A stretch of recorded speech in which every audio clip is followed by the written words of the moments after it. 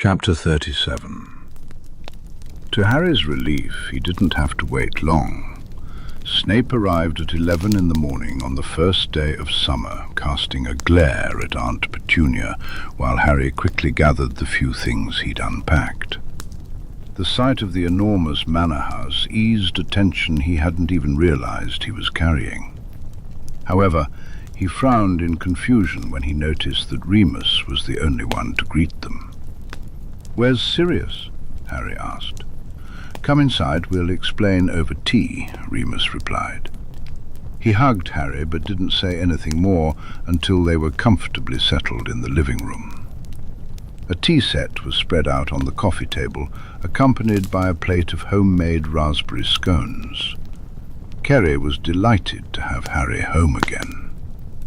"First off, Sirius is fine," Remus assured him, before Harry could start to worry too much.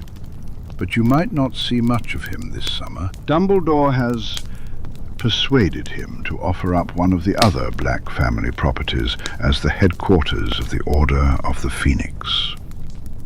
Harry had heard a bit about the Order from Remus and Sirius's stories about his parents, Dumbledore's resistance against the darkness.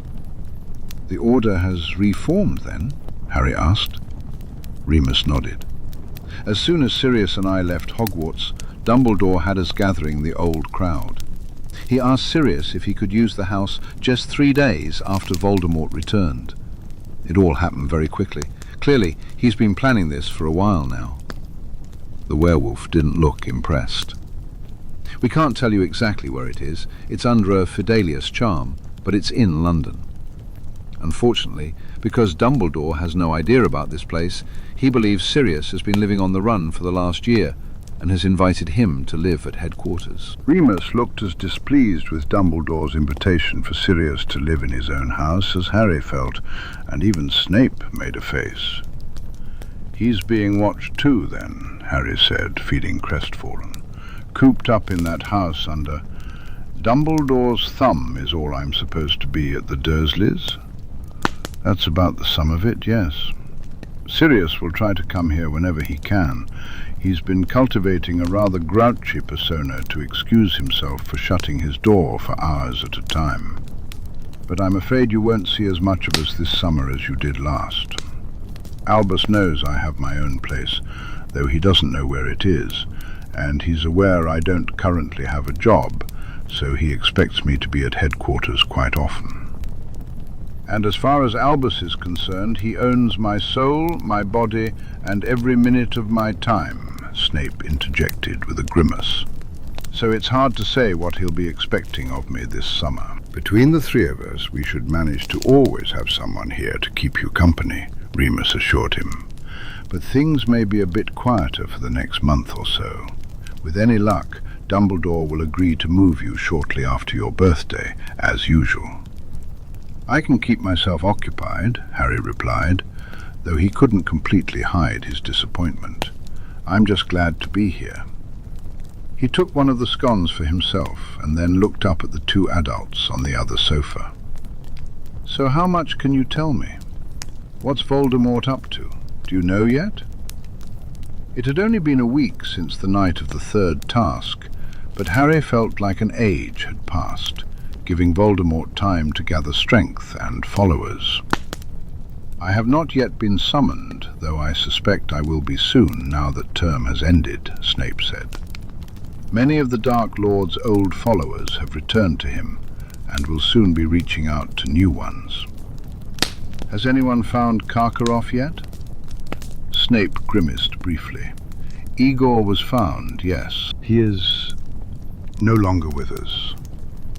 Harry had expected as much, but it still made him flinch. The man had been creepy, but he didn't deserve whatever awful fate had befallen him. "Other than that, there's not much to tell," Remus admitted, leaning against the arm of the sofa.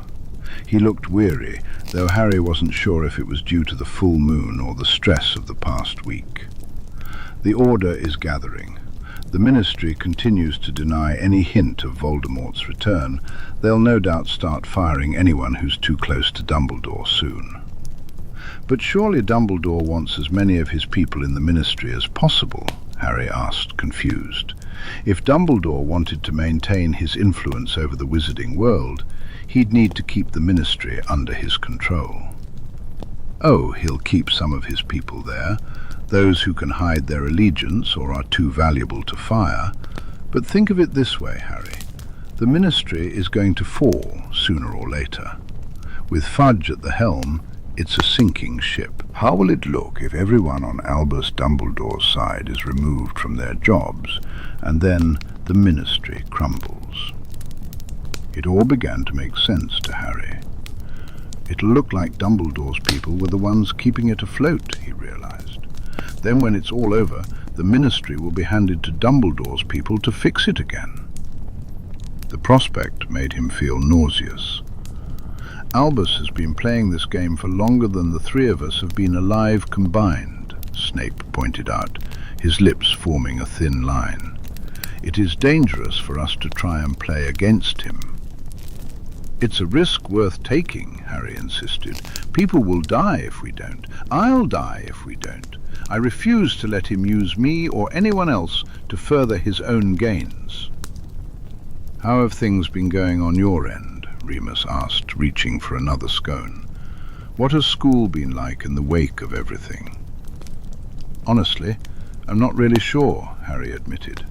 I kind of kept my head down after everything. I'm sure Professor Snape's already told you about what Dumbledore said at the leaving feast?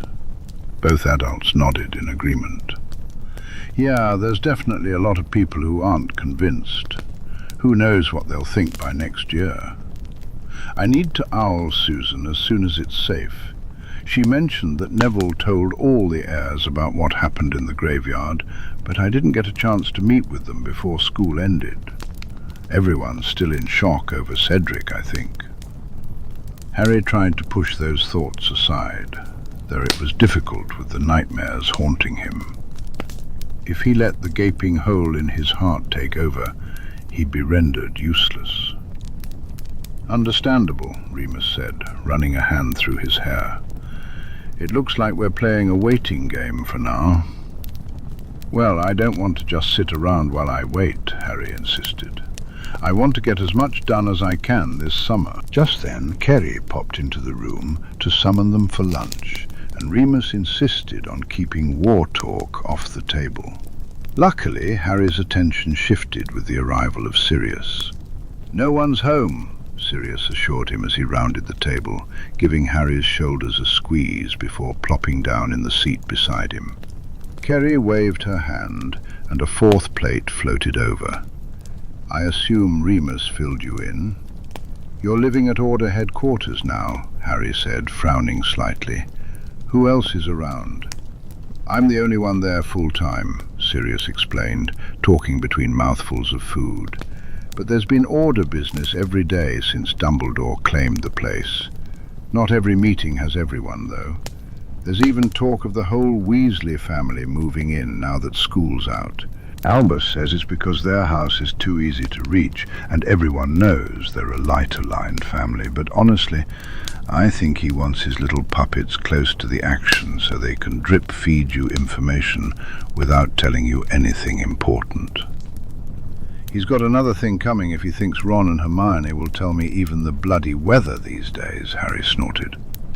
Has he not figured out that we don't talk to each other anymore?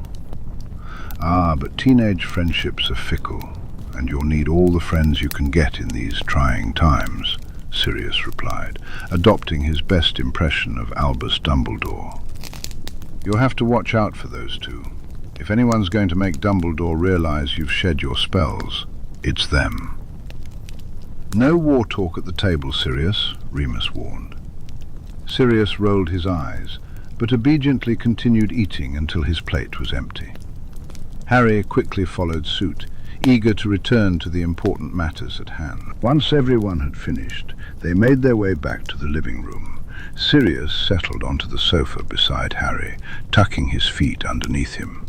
I want to train, Harry declared, harder than last summer. I want to be as prepared as possible when the war comes.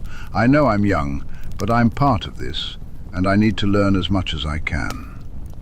We know, Remus agreed, catching Harry off guard. He had expected to fight for that point. There's no sense in keeping you tucked away and hoping you'll stay out of trouble. That hasn't worked once yet, he added with a brief grin. The schedule might be a little more erratic, but we can work with you like we did last year. Severus will probably cover most of it. If anyone knows what you need to know to fight Voldemort, it's him. We will do away with time devoted to practicing schoolwork, Snape said, his tone firm. I have faith in your ability to pass your OWLs without a summer of extra preparation. I will teach you what I can, but you must be willing to learn. All of it. His dark eyes locked onto Harry's. Not everything I have to teach you will be light. Sometimes you can only fight darkness with darkness. I'll learn it, Harry replied resolutely. I trust you. He knew Snape wouldn't teach him anything that wasn't useful. To fight the enemy, he needed to understand how they operated. Once we've learned what the Order and Sirius began, Voldemort's first moves will make it easier for us to plan long-term. Getting rid of him won't be simple, but I'm convinced there's a way. I'd bet anything Dumbledore knows what it is. He won't share it outright, of course, but if he leaves enough hints, we might be able to piece it together. Surely hitting him with a killing curse will do the trick, Harry asked, his brow furrowed with concern. The three adults exchanged grim looks. The Dark Lord has invested a lot of time in studying immortality, Snape explained. The fact that he managed to return at all indicates he's achieved it to some degree. We must reverse whatever magic he's performed before we can be rid of him. The thought of Voldemort being immortal settled heavily in Harry's stomach. Fantastic. So, of course, the secret lies with Dumbledore. Merlin forbid he actually tells anyone, just in case they steal his glory. We'll find a way, Sirius vowed. How much longer am I going to let Dumbledore control me this year? Harry asked. He must realize the compulsion charm hasn't stuck by now. Honestly, I don't think I can force myself to go back to playing nice. I've made too many moves away from that behavior. If I revert, I might not be able to do what I need to do. Let him think you've simply outgrown the compulsion, Remus suggested. If my suspicions are correct, he's got bigger issues to deal with right now. But as long as he can keep you close and feeling downtrodden, he'll be satisfied. He might even prefer it if you isolate yourself from Ron and Hermione, as long as he doesn't see you making too many new friends. He'll want you to feel like you have nothing worth living for when he's ready to have you sacrifice yourself. It was indeed a grim time when they spoke so plainly about their circumstances. As long as he doesn't find... I've lost the magical block, Harry said. How do I make sure he doesn't find out? The check was easy for the goblins, but it's a complicated bit of magic for wizards, Snape explained. He'd need to have you alone and unaware for at least 30 minutes. Just avoid ending up in the hospital wing, and you should manage to steer clear of it. Harry recalled how he had managed to stay out of Madame Pomfrey's care for most of the previous year, until the very end at least. I'll try my best. You'll have to be very careful when meeting the other heirs this year, Sirius warned. The closer all of you get to coming of age, the more Albus will want to keep you separated. Isn't one of them 17 now? The Warrington kid? Yeah, but his uncle won't let him take the family seat, Harry replied, then turned to Snape with a thought. What's going to happen with the Slytherins, all the ones whose parents are Death Eaters? As of now, nothing, Snape assured him. The Dark Lord isn't desperate enough yet to mark underage wizards. They will have their roles to play at school, of course, some more openly than others. I, too, must play my role, but Slytherins are nothing if not resourceful. Harry felt a wave of relief that he had managed to connect with almost all of the Slytherin heirs before Voldemort's return. There were other students with Death Eater parents, but those in his year represented a significant portion, and they needed to know they had options. With any luck, the younger years would avoid the war, and as for the older years, Harry prayed they could keep the casualties to a minimum. "We'll try to maintain strong inter-house relations with the Slytherins, especially the younger ones," he promised. "Those who have to play their parts are one thing, but the reputation of Slytherin House is already bad enough. The last thing we want is a bunch of 11 and 12-year-olds thinking the rest of the wizarding world hates them. That's how we got into this mess to begin with." That was another of Dumbledore's miscalculations. Cunning and ambitious had never equated to evil before. "I will protect my charges to the best of my ability," Snape said, his voice steady. "Unfortunately, as the Dark Lord must believe me loyal, those questioning their allegiance would never come to me. It would be helpful to have other avenues for them. Maybe Blaise could serve that purpose. His mother is neutral, everyone knows that. I'll hour him about it as soon as I can." Harry had a long list of owls he needed to send out as soon as possible. "Speaking of owls, do you know if the twins have made any progress on solving our little monitoring problem?" Sirius asked. Harry shrugged. "No idea. I only managed to ask them on the train. I suppose I just have to hope no one owls me until they figure it out." "Am I being monitored already?" "Yes. 10 people are on a rotating schedule to watch you every hour of the day. You got lucky. Albus almost put Moody on the rotation, but I suppose he found another job for him," Remus said. Harry winced. Moody and his magical eye would have made it nearly impossible to hide his absence. "Sadly, he wouldn't put me in for it. He said it would be unfair to make me watch you when I'm not allowed to speak to you." "Basically, he can't trust you not to spill the beans," Harry said ruefully. "So he's not completely daft, then?" "No, it seems not," Remus agreed. Sirius glanced down at his watch and grimaced. "I should probably get back to headquarters. Someone usually drops by around 5 to make sure I'm not up to mischief." "They expect a lack of mischief? You really have them fooled, haven't you?" Harry grinned. Sirius barked out a laugh. "For the most part. 12 years in Azkaban gives me an excuse for all kinds of weird personality quirks." "What about the quirks you had before Azkaban?" Snape drawled. "What's your excuse for those?" Sirius laughed harder, leaning over to Day. Harry felt the warmth of a hug as someone ruffled his hair. "I'll try to get away again when I can, but use the mirror or send Kerry if you need me urgently." After bidding farewell to Remus and Snape, he called for Kerry to take him back. "You should go unpack your things, Harry," Remus suggested. "I think we've said all we can for now." Harry nodded and left the adults to their conversation, retrieving his trunk from the hallway. With a flick of his wand, he levitated it up to his room.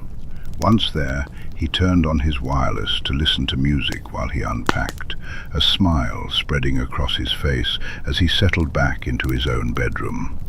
It felt good to be home. The next day, Harry was eager to jump straight into training, but Remus had different plans. "It's your first real day of summer, cub," he insisted at breakfast. "I know that once you start, it'll be all you focus on. Take today to have fun and get used to being back here. Go spend some time with Buckbeak, he's missed you." Remus's expression softened. "You haven't had any real time to process what happened since the third task, have you?" Harry's heart twisted painfully at the reminder. That was mostly intentional. He recalled his brief evening at the Dursleys, where he had read a book just to distract himself from the emptiness inside. Remus let out a soft snort, shaking his head. "You're just like your mother. She didn't like facing her grief either. When her dad died right before exams in 6th year, she worked through it until she nearly had a breakdown. He placed a comforting hand on Harry's back, rubbing it gently.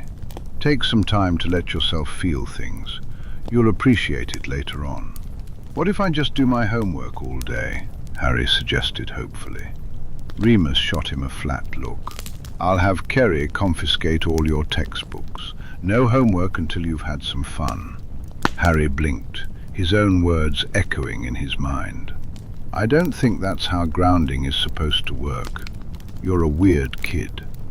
"So I've been told," Remus replied with a grin. Harry hesitated to argue further, but Remus was quite firm about it, and it had been a while since he'd had the chance to fly. His firebolt had been sadly neglected since Christmas. "Fine. Can I go fly?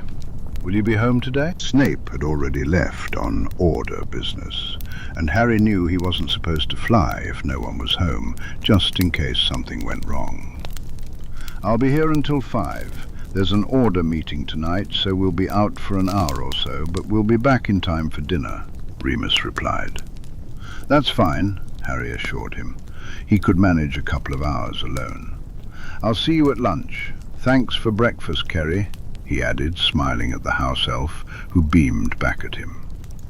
As soon as he kicked off into the air, some of the tension in Harry's shoulders eased.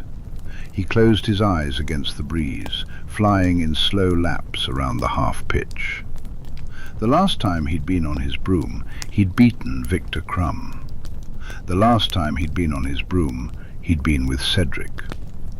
Part of Harry resented Remus for making him confront his emotions like this, but deep down he knew it was for the best. At school, everything had been so loud. Even when people tried to give him space, the whispers lingered. He hadn't felt he had the right to mourn Cedric when there were others around, like Cho and Patrick, who had known him for years, who had loved him. Even now, he still felt he didn't have the right to grieve Cedric. Not when he believed it was his fault the boy was dead.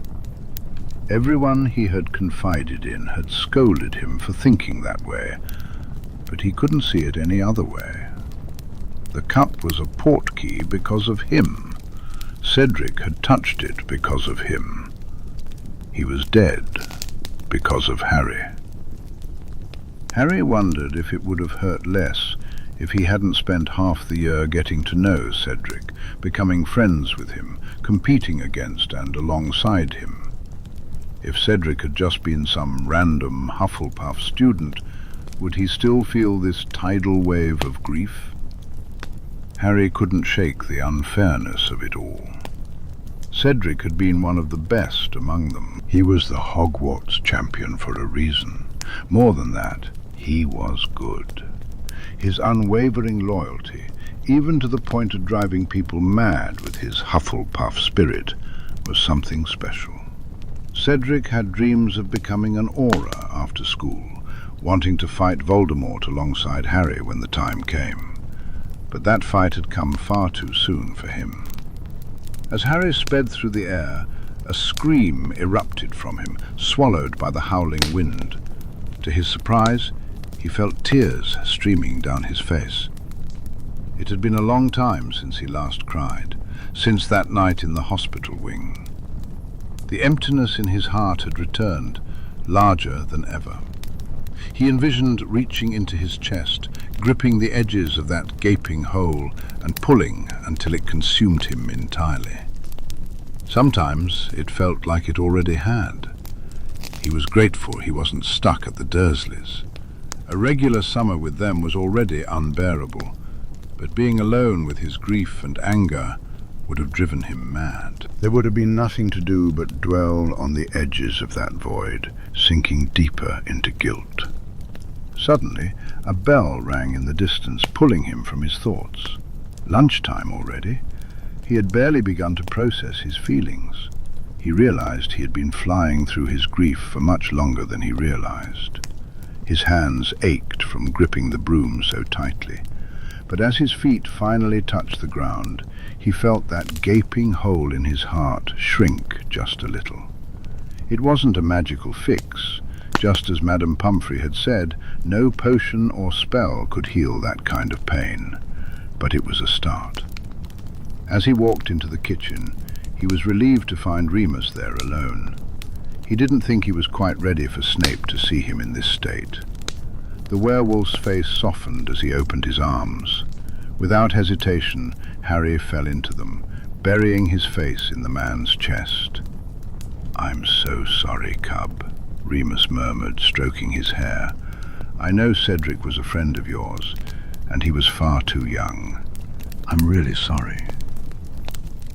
Harry thought about his own grief and imagined what it must have been like for Remus when Harry's parents died. They hadn't been much older than Cedric, and they were practically family to him. "How did you do it?" he asked, his voice thick with emotion. "How did you move on after losing Mum and Dad?" "Honestly, for a long time I didn't," Remus admitted. "I went through a rough patch. But eventually, I realized that Lily would have kicked my ass 6 ways to Sunday if she saw what I'd let myself become, and James would have been right behind her." He held Harry close. "I know it sounds difficult, but the best thing you can do for those you've lost is to live. Carry on living, even when they couldn't, because that life is precious, and you never know when it's going to run out. The pain never truly goes away. There are days when I can hardly breathe from how much I miss James and Lily, but those days become fewer over time, especially now that I have you back in my life." Harry fell silent for a long moment. "More people are going to die, aren't they?" "It's very likely, yes," Remus confirmed, his voice tinged with sadness. "War and death go hand in hand. But if we're smart and lucky, the losses will be minimal. And if we're very lucky indeed, everyone we care about will survive the war. But I can't make any promises." He leaned down to kiss Harry's hair. "You can't blame yourself for every casualty of war, Harry, even the ones you think you could have prevented. That way lies madness, and I love you far too much to let you do that to yourself." "I love you too, Moony." Harry still marveled at how easy it was to express his feelings. Harry took a deep breath, finally able to say those words and truly mean them, after years of feeling like he had no one to share them with. He felt an overwhelming sense of gratitude these days. I'll try," he said, knowing that guilt was a tough feeling to shake, but he was determined to work on it. "That's all I can ask," Remus replied with a warm smile, giving Harry a reassuring pat on the back as he guided him toward the table. "Now sit down and eat. You must be starving." Later that evening, Remus left for the order meeting at 5, leaving Harry to entertain himself by reorganizing his bookshelf. He was gradually filling the empty spaces and was eager to buy more books now that he was home. He had nearly run out of fiction to read entirely. When Kerry called him down for dinner, Harry felt a twinge of disappointment at not seeing Sirius, which quickly turned to anger when he learned why.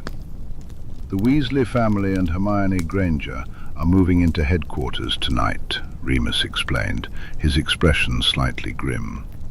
"It's earlier than we expected. It'll be harder for Sirius to slip away, but he promises he'll come over as often as he can." "What are they all doing there? Surely they aren't involved in the order. Half of them are still in school," Harry protested. He couldn't imagine Mrs. Weasley allowing her children to participate in a war council, Dumbledore or not. "Oh, certainly not," Remus confirmed. "They'll mostly be cleaning, I expect. The house is in a bit of a state. The twins were unhappy about being left out of meetings since they're of age, but Molly overruled them. I have no doubt they'll find a way to eavesdrop by the end of the month," Snape remarked dryly. Harry snorted. "By the end of the week, more like. They're very quick when they're properly motivated." He stabbed at a roast potato. "What else is the order up to?" "Not much, to be honest.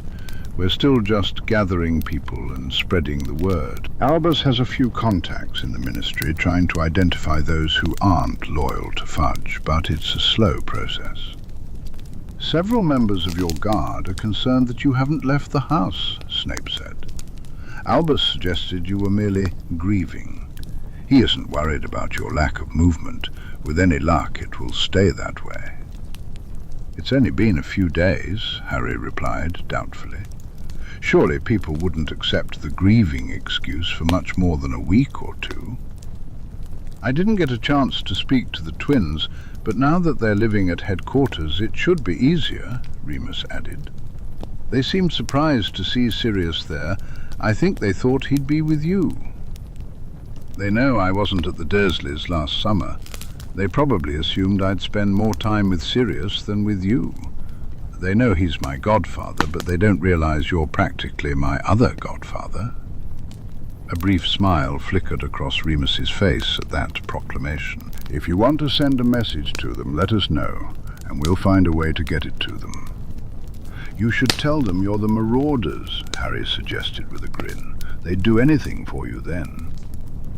We'll save that for when we really need a favor, Remus replied.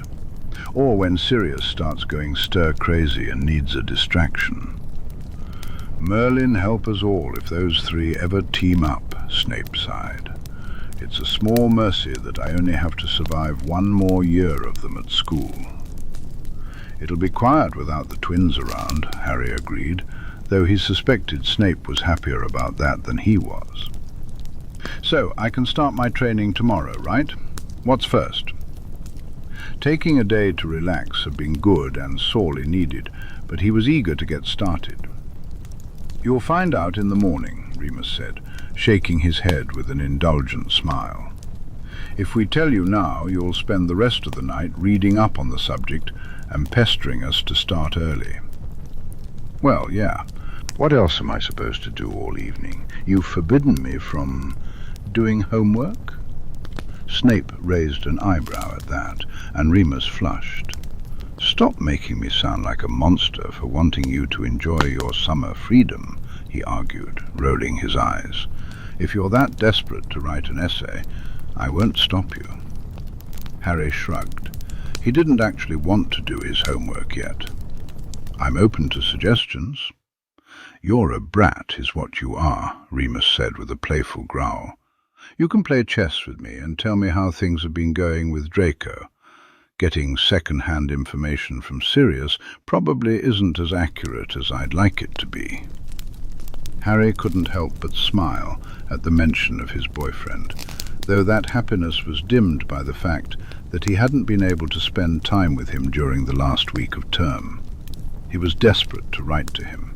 He'd do that in the morning, if it was safe. Must I be present for that conversation? Snape asked with a hint of despair. Remus smirked. Well, you're welcome to go to bed early, he drawled. But we get so little time together these days. Harry laughed as Snape glared at Remus, unimpressed by the blatant attempt at emotional manipulation. Yet he followed them to the living room, allowing Remus to lean back against his legs as he sat on the floor to play chess with Harry.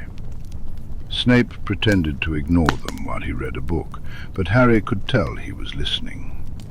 Snape's lips quirked whenever Harry mentioned something particularly Slytherin that Draco had done.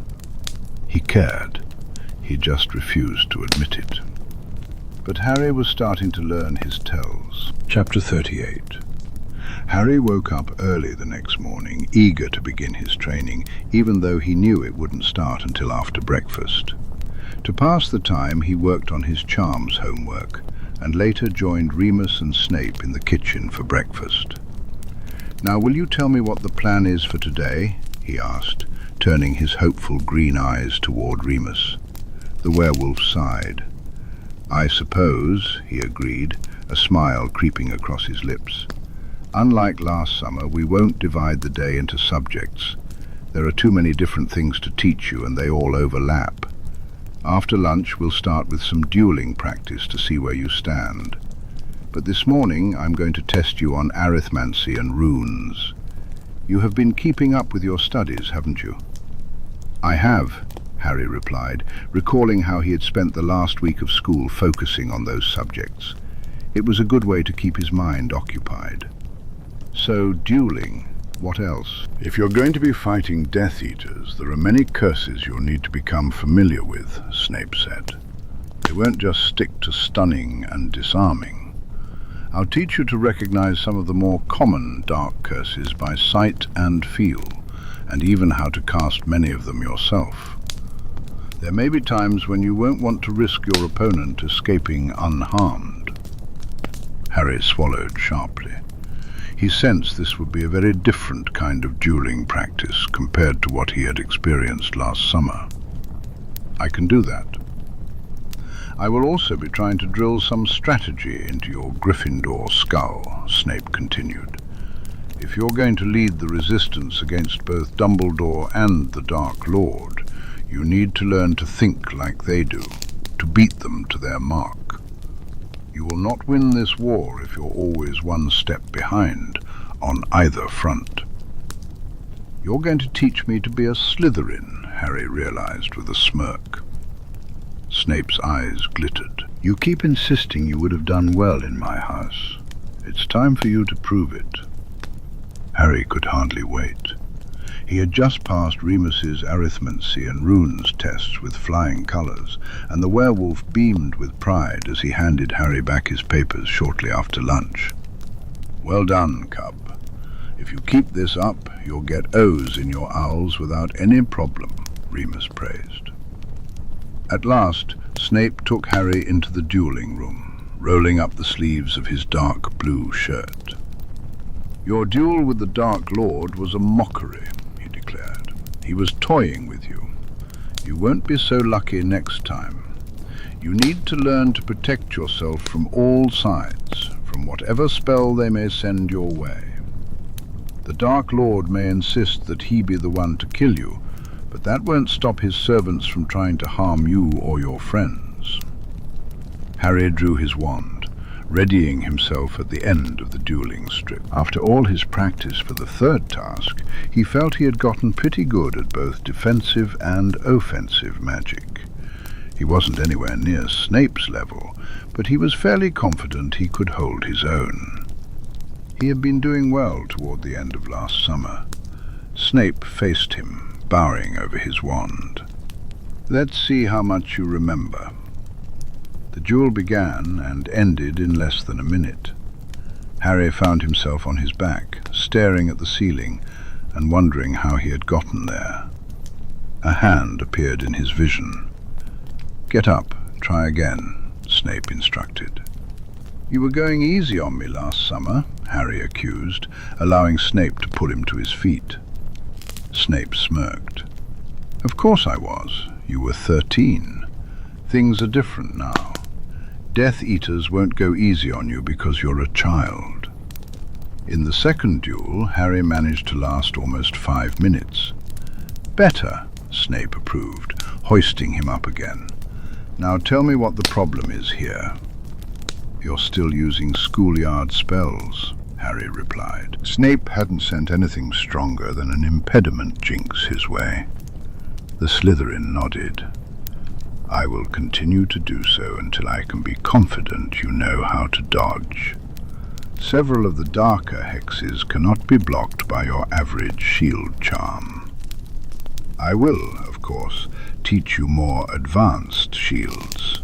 However, should you find yourself in battle with an unfamiliar spell coming your way, it's always safer to dodge than to rely on a shield and hope for the best, Snape said, a smirk widening on his face. Your Quidditch reflexes will come in handy here, Potter. Again. Harry and Snape continued their duel until dinner, both of them sweaty from the effort. To Harry's surprise, Snape wore an expression that he might generously consider a smile. They took breaks to let Harry catch his breath, but even those moments were spent with Snape demonstrating some of the curses and hexes Harry might encounter in a real battle. By the end of the session, Harry was getting quite good at dodging most of the spells Snape sent his way. Tomorrow I will show you a variant of the shield charm that can withstand stronger spells, but it requires more concentration to cast, which is why it's not commonly taught. Snape handed Harry one of the glasses of water that Kerry had brought, and Harry drank deeply.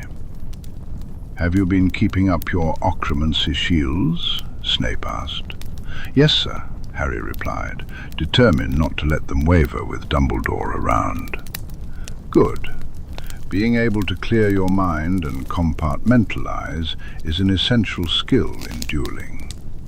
A true battle requires you to pay attention to a dozen things at once. Emotions cannot get in the way. A split second of distraction is all it takes to kill you." "Have you ever duelled against Death Eaters, sir?" Harry asked, curiosity getting the better of him. Snape's lips thinned at the question. "We were often encouraged to duel each other to sharpen our skills. The Dark Lord didn't like us holding back. He said if we were weak enough to die, we didn't deserve to serve him. I learned not to be weak." Harry sincerely doubted that Snape had ever been weak, but he chose to remain silent.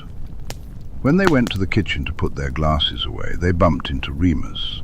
The werewolf sniffed the air, then made an exaggerated face of disgust. "You two smell like you've been busy. Good session?" "Potter isn't as terrible as I'd feared," Snape replied, offering the closest thing to a compliment he could muster. Remus grinned. "Glad to hear it. Now go wash up for dinner, both of you. I'll lose my appetite if I have to smell that while I eat. Worse than James and Sirius after Quidditch." Harry laughed and obediently headed out of the kitchen for a shower. Snape didn't follow him, and he refused to dwell on why that was. Training continued the next day, but it wrapped up early due to another order meeting. Snape assigned Harry the task of researching the pros and cons of different types of shields. Harry happily spent the hour in the library, with Kerry occasionally popping in to check on him while she prepared dinner. She took her responsibility of looking after Harry while he was home alone very seriously. Just in time for dinner, Remus and Snape returned. Remus pulled something from his pocket and placed it on the table in front of Harry. It was a smooth grey stone, about the size of a chicken's egg. Thanks," Harry said, uncertain. "It's from the twins," Remus explained, as if that cleared everything up. "They said it should solve your owl problem at least. It's supposed to absorb your magical signature strongly enough to fool owls into thinking your delivery address is wherever you set it. They've been working on it for a while, apparently, ever since Ginny got all that hate mail from that Skeeter article. You can charge it up, and then we'll have Kerry send it over to the Dursleys. Any owls sent to you will go there, so your watchers won't wonder why you aren't getting any post." "But what about all the people I want to owl me without Dumbledore knowing?" Harry asked, thinking of Draco and the other heirs. "It would be terribly inconvenient to have all those owls redirected to the Dursleys, and it would raise too many questions." "Sirius had an idea about that," Remus said. "He suggested you should write to the—" Harry turned to the twins and Ginny. "The Dursleys have forbidden me from receiving letters all summer. It fits perfectly with the story that I'm locked in my room. We can give it about a week, and if no owls come, we'll retrieve the stone and deactivate it. Then I can start getting mail here instead.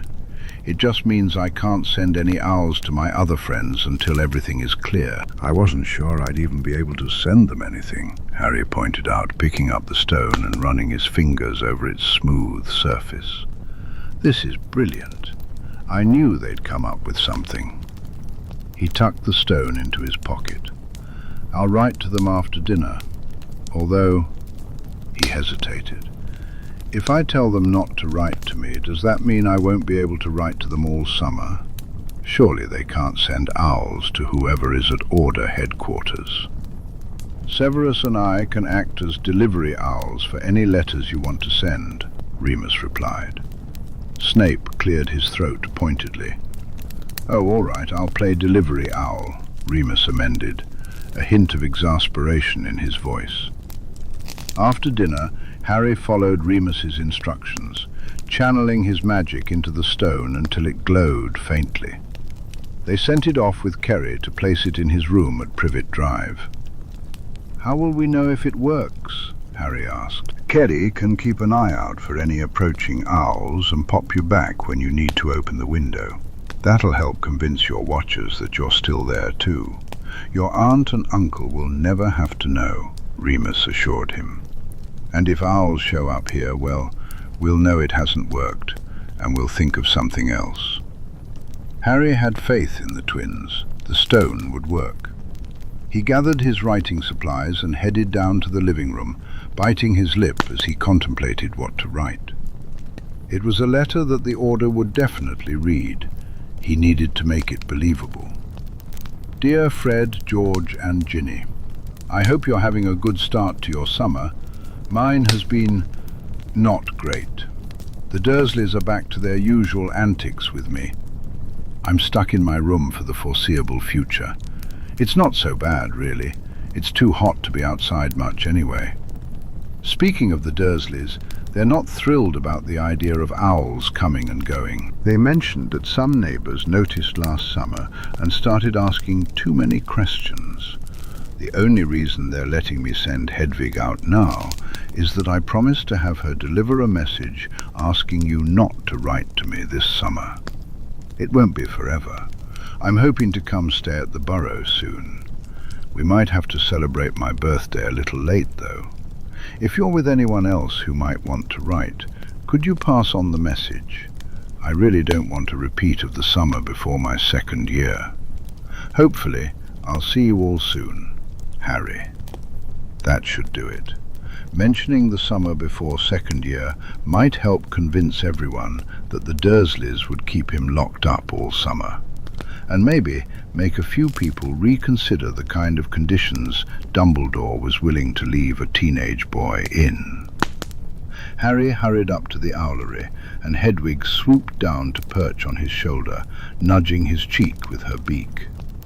Yeah, I've finally got some work for you." She hadn't been out except to hunt since he left Hogwarts, so she'd be glad for a chance to really stretch her wings. "Here you go. Fly safe, go." He secured the letter and let Kerry transport Hedwig, sending her off from Privet Drive. Then he went back downstairs to write the letter he really wanted to send to the three Weasleys. "Dear Fred, George and Ginny, as you can probably guess, I'm not at the Dursleys' house. I'm somewhere a whole lot better. I hear you're not in your usual spot either. Hope that's going well for you. Fred, George, the stone is in place, and hopefully we'll test it with your return letter via Hedwig. Maybe Sirius can send one too, with whatever owl he's got, just to see if it works for others besides her. If you can convince everyone not to write to me, I'll turn it off." Harry wanted to write to some of their other friends without raising any suspicions. Remus had agreed to act as a go-between for their letters. He was living there too when he wasn't with the others. Harry spoke to Sirius most days through different means, and Sirius kept him updated on what was happening. "Let me know if anything interesting happens," Harry said. "What are Ron and Hermione up to these days? Have you seen much of Dumbledore? And Ginny, if the twins haven't suggested it already, you should try to learn occlumency over the summer. Ask them to explain it to you. It'll be safer for you, especially with Dumbledore around. Until then, don't look him in the eye. And give Sirius a hug from me. I hope you're all doing well. Love, Harry." He rolled up the letter and sealed it with a tap of his wand. "Would you give this to the twins the next time you're at headquarters?" he asked, holding it out to Remus. Remus nodded, tucking the letter into his cardigan pocket. "Will do. I'll probably be over there tomorrow for a bit. I want to check on how your guard is doing.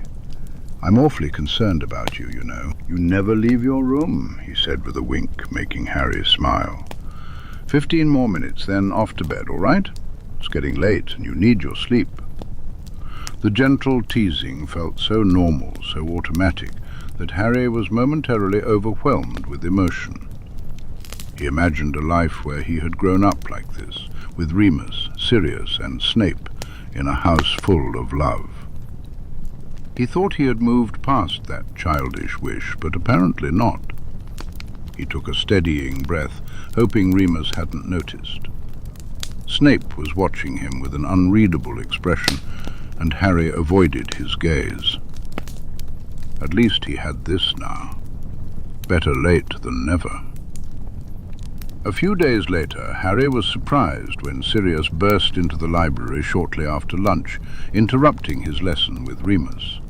"The Order thinks I'm sulking in my room about not being able to bring you to headquarters," Sirius said, ruffling Harry's hair as he greeted him. "I reckon that gives me at least 2 hours.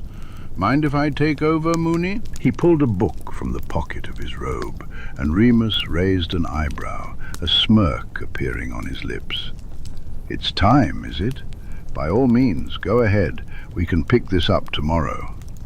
"Time? Time for what?" Harry asked, trying to glimpse the title of the book. Sirius quickly hid it behind his back. "You remember last summer when you promised you'd keep up your grades?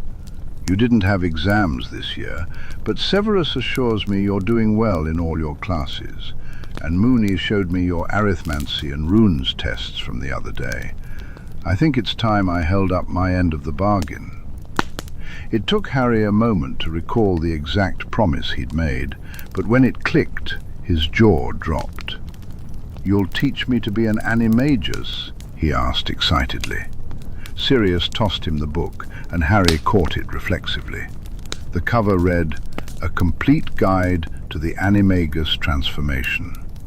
It looked old, the edges slightly worn.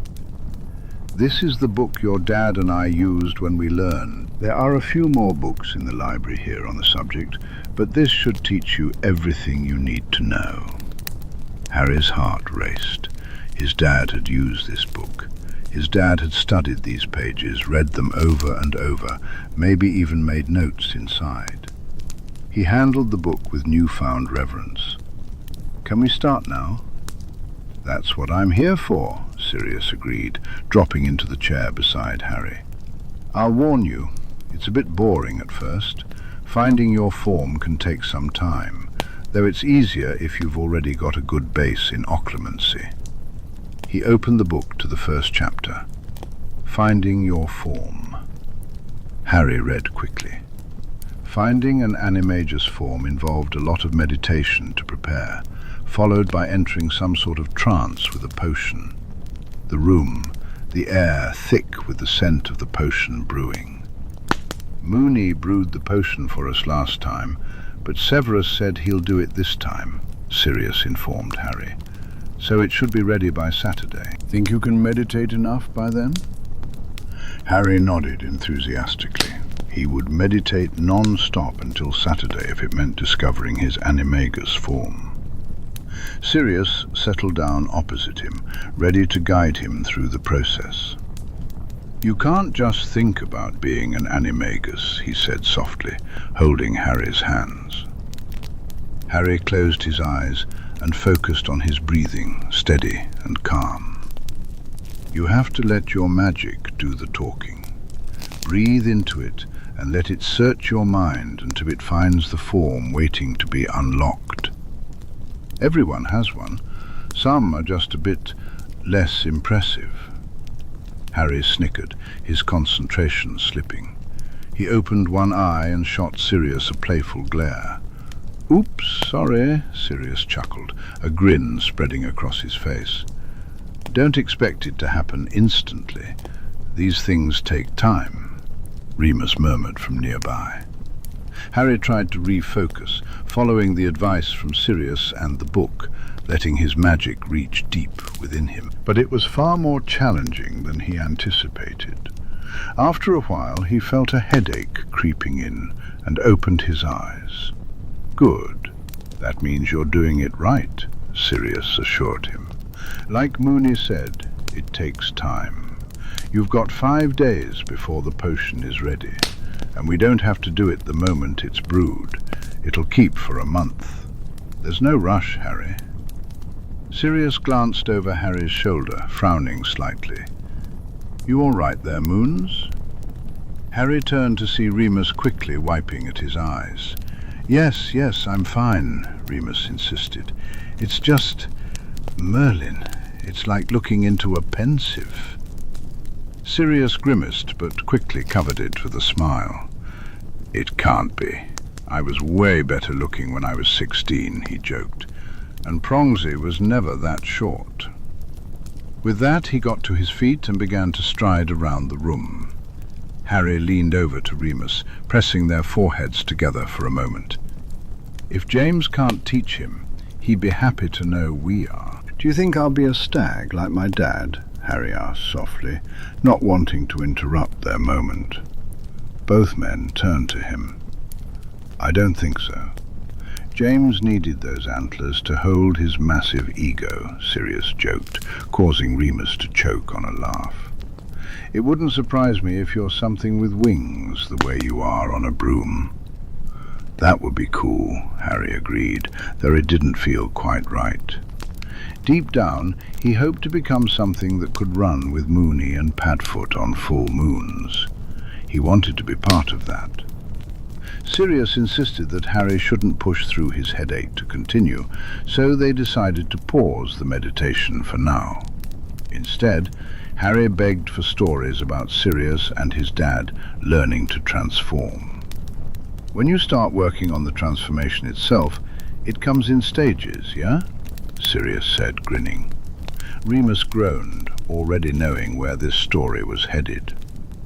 "So your dad, right? He was dead set on transforming before me, working on it every spare minute he got, even in the dorm between meals.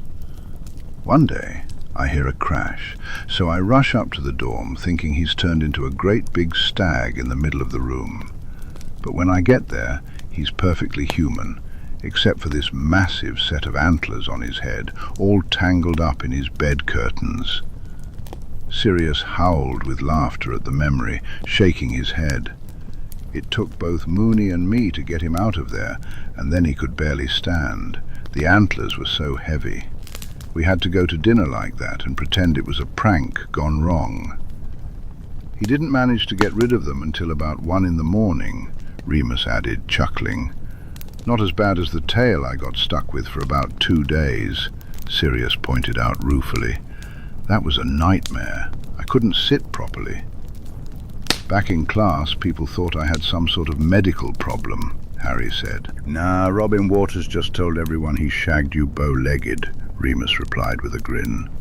Sirius raised his eyebrows in surprise. "Did he now?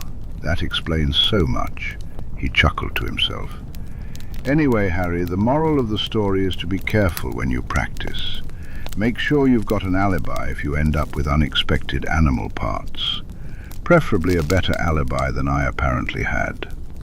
He flushed at the memory, and Harry couldn't help but laugh.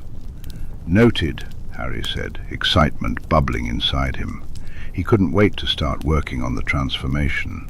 Saturday couldn't come soon enough. Severus should have known the peace wouldn't last. When the first week of July passed without so much as a twitch from his dark mark, he thought he had managed to avoid it. But then it burned while he was in the middle of brewing a potion, and he swore softly under his breath. Taking the coward's way out, he told Kerry to inform Remus of his departure. He donned his robe and mask, walked to the property line, and disapparated. It surprised him how easily he fell back into that role. He had expected difficulty clearing his thoughts and summoning the darkness within him that had drawn him to Voldemort in the first place. There was so much light in his life these days. But with the knowledge that light was at risk if he should fail, by the time he ascended the steps to Malfoy Manor, he was the perfect, loyal Death Eater, as he had always been. Seeing the Dark Lord again was an eye-opening experience. Harry had described his twisted, snake-like appearance, but Severus hadn't realized it was so grotesque. He no longer looked human. "I have stayed close to Dumbledore, my lord," Severus said, bowing slightly. "The old fool believes me loyal to him, but I only serve you. I knew when you returned that you would need someone at the school, someone in the headmaster's good graces. I positioned myself where I thought it best to turn young minds to your cause." The words came easily, but the screams came even easier. Even when the Dark Lord was satisfied with your work, he would still cast the Cruciatus curse just to remind you of the consequences if that satisfaction wavered. "It's a shame you weren't able to save my loyal servant from the Dementors," Voldemort hissed, his red eyes scanning Severus as he knelt on the floor, trembling. "But he told me how much Dumbledore trusted you. He even began to doubt you himself, but I knew the truth. You have always been one of my most loyal servants, Severus." "I am honored to remain so, my lord." The meeting was brief, and Severus was grateful for that. The Dark Lord merely wanted to reconnect, assess Severus's loyalty, and instruct him to report any information regarding Dumbledore or Harry Potter. Considering the circumstances, Severus felt he had gotten off rather lightly. He could still walk away on his own, even if he was bleeding from several wounds. Remus was waiting on the lawn when Severus apparated back to Seren, his dressing gown wrapped around him, a worried frown etched on his tired face. It was dark outside, but the lights were still on in the house. "Oh, Severus," Remus murmured, rushing to help him inside, wrapping Severus's arm over his shoulders. "Where's Potter?" Severus didn't want the boy to see him in this state. "In his room. I sent him to bed. What do you need?" "Nerve tonic, regular strength." The tension in Remus's shoulders eased slightly. Severus wasn't in need of the extra strength tonic just yet. "Kerry?" At Remus's soft call, the house elf appeared. "Run a bath for Severus, please, and fetch a bottle of his nerve tonic." Kerry nodded, and moments later small hands pressed a vial into Severus's palm. He checked the label and downed it, not even flinching at the taste. It had been a while since he'd felt the need for it. They needed one of those moments. Together they stumbled up the stairs, with Remus using his werewolf strength to keep Severus steady. By the time they reached the bathroom, the tub was full and steaming. Severus rolled his eyes as Remus began to work at his robe. "I can do it," Severus insisted, but Remus gently smacked his fingers away. "Let me take care of you." His voice cracked slightly, and Severus felt his heart clench. It was just as difficult for Remus to watch him suffer as it was for him to endure it. "Merlin, I'd hoped we were done with this the first time around."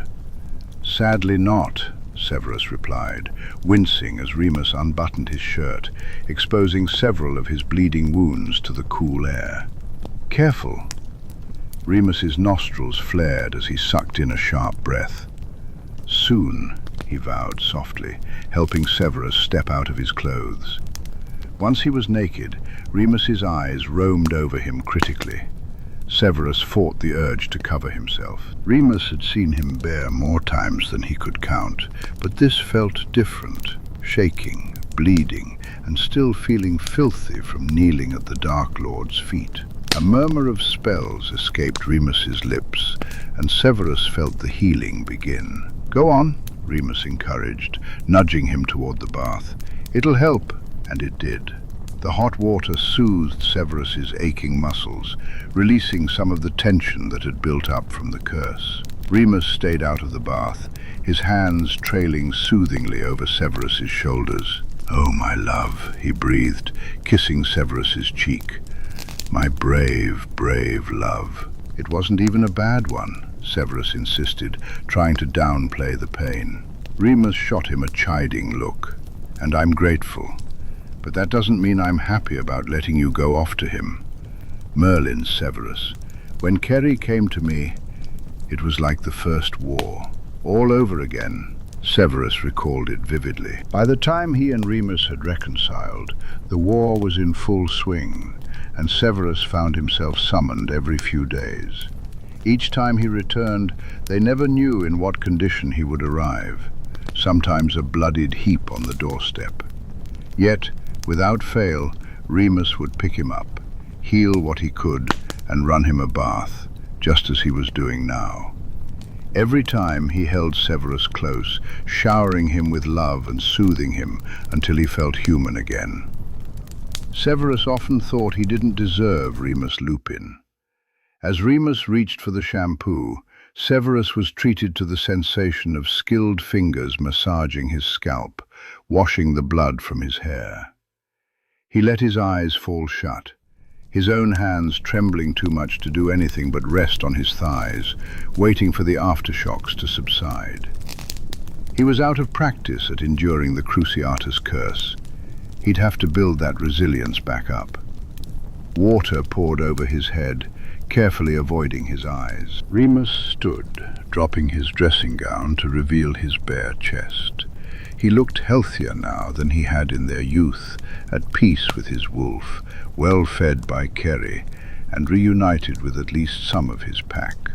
A sentimental part of Severus liked to think he had a hand in that. Remus was beautiful.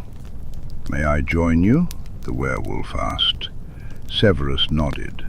There were moments after a meeting when he couldn't bear to be touched by gentle hands, but this wasn't one of them. He craved Remus's skin like he needed air. Remus unselfconsciously shed his pajama trousers and stepped into the water. He had chosen their room for its proximity to the largest bathroom, one spacious enough for 3 people, let alone 2. The Gryffindor settled down, pulling Severus into his arms, his hands gliding up and down Severus's chest. Lips pressed softly against his shoulder. "I love you," Remus murmured, the words so earnest they resonated deep within Severus. Severus felt a warmth in his soul as Remus said, "I'm proud of you. You're so brave." He couldn't quite grasp how long they had sat together in the bath, with Remus's hands and soothing words pulling him back to himself, back to his humanity. A hint of embarrassment washed over him. Such a simple moment shouldn't have shaken him so deeply. He knew he was about to face far worse challenges in the months ahead. But he wasn't alone in feeling that way. They both had thought they were done with all this struggle for far too long. Gradually, Severus relaxed into Remus's embrace, inch by inch, until his hands settled on Remus's knees, which bracketed him. The gentle murmurs from Remus paused. "Are you mine again?" "I am always yours," Severus whispered fiercely. The words came with difficulty, as they always had, but for every ounce of devotion Remus Lupin showed to Severus Snape, Severus returned it tenfold. With a soft kiss against his jaw, Remus asked, "Shall we go to bed?" "Please," Severus replied. With a flick of his wand, the bathtub drained, and another spell left them both dry. Remus shrugged on his dressing gown and wrapped a towel around Severus's hips, just in case Harry happened to be wandering the halls.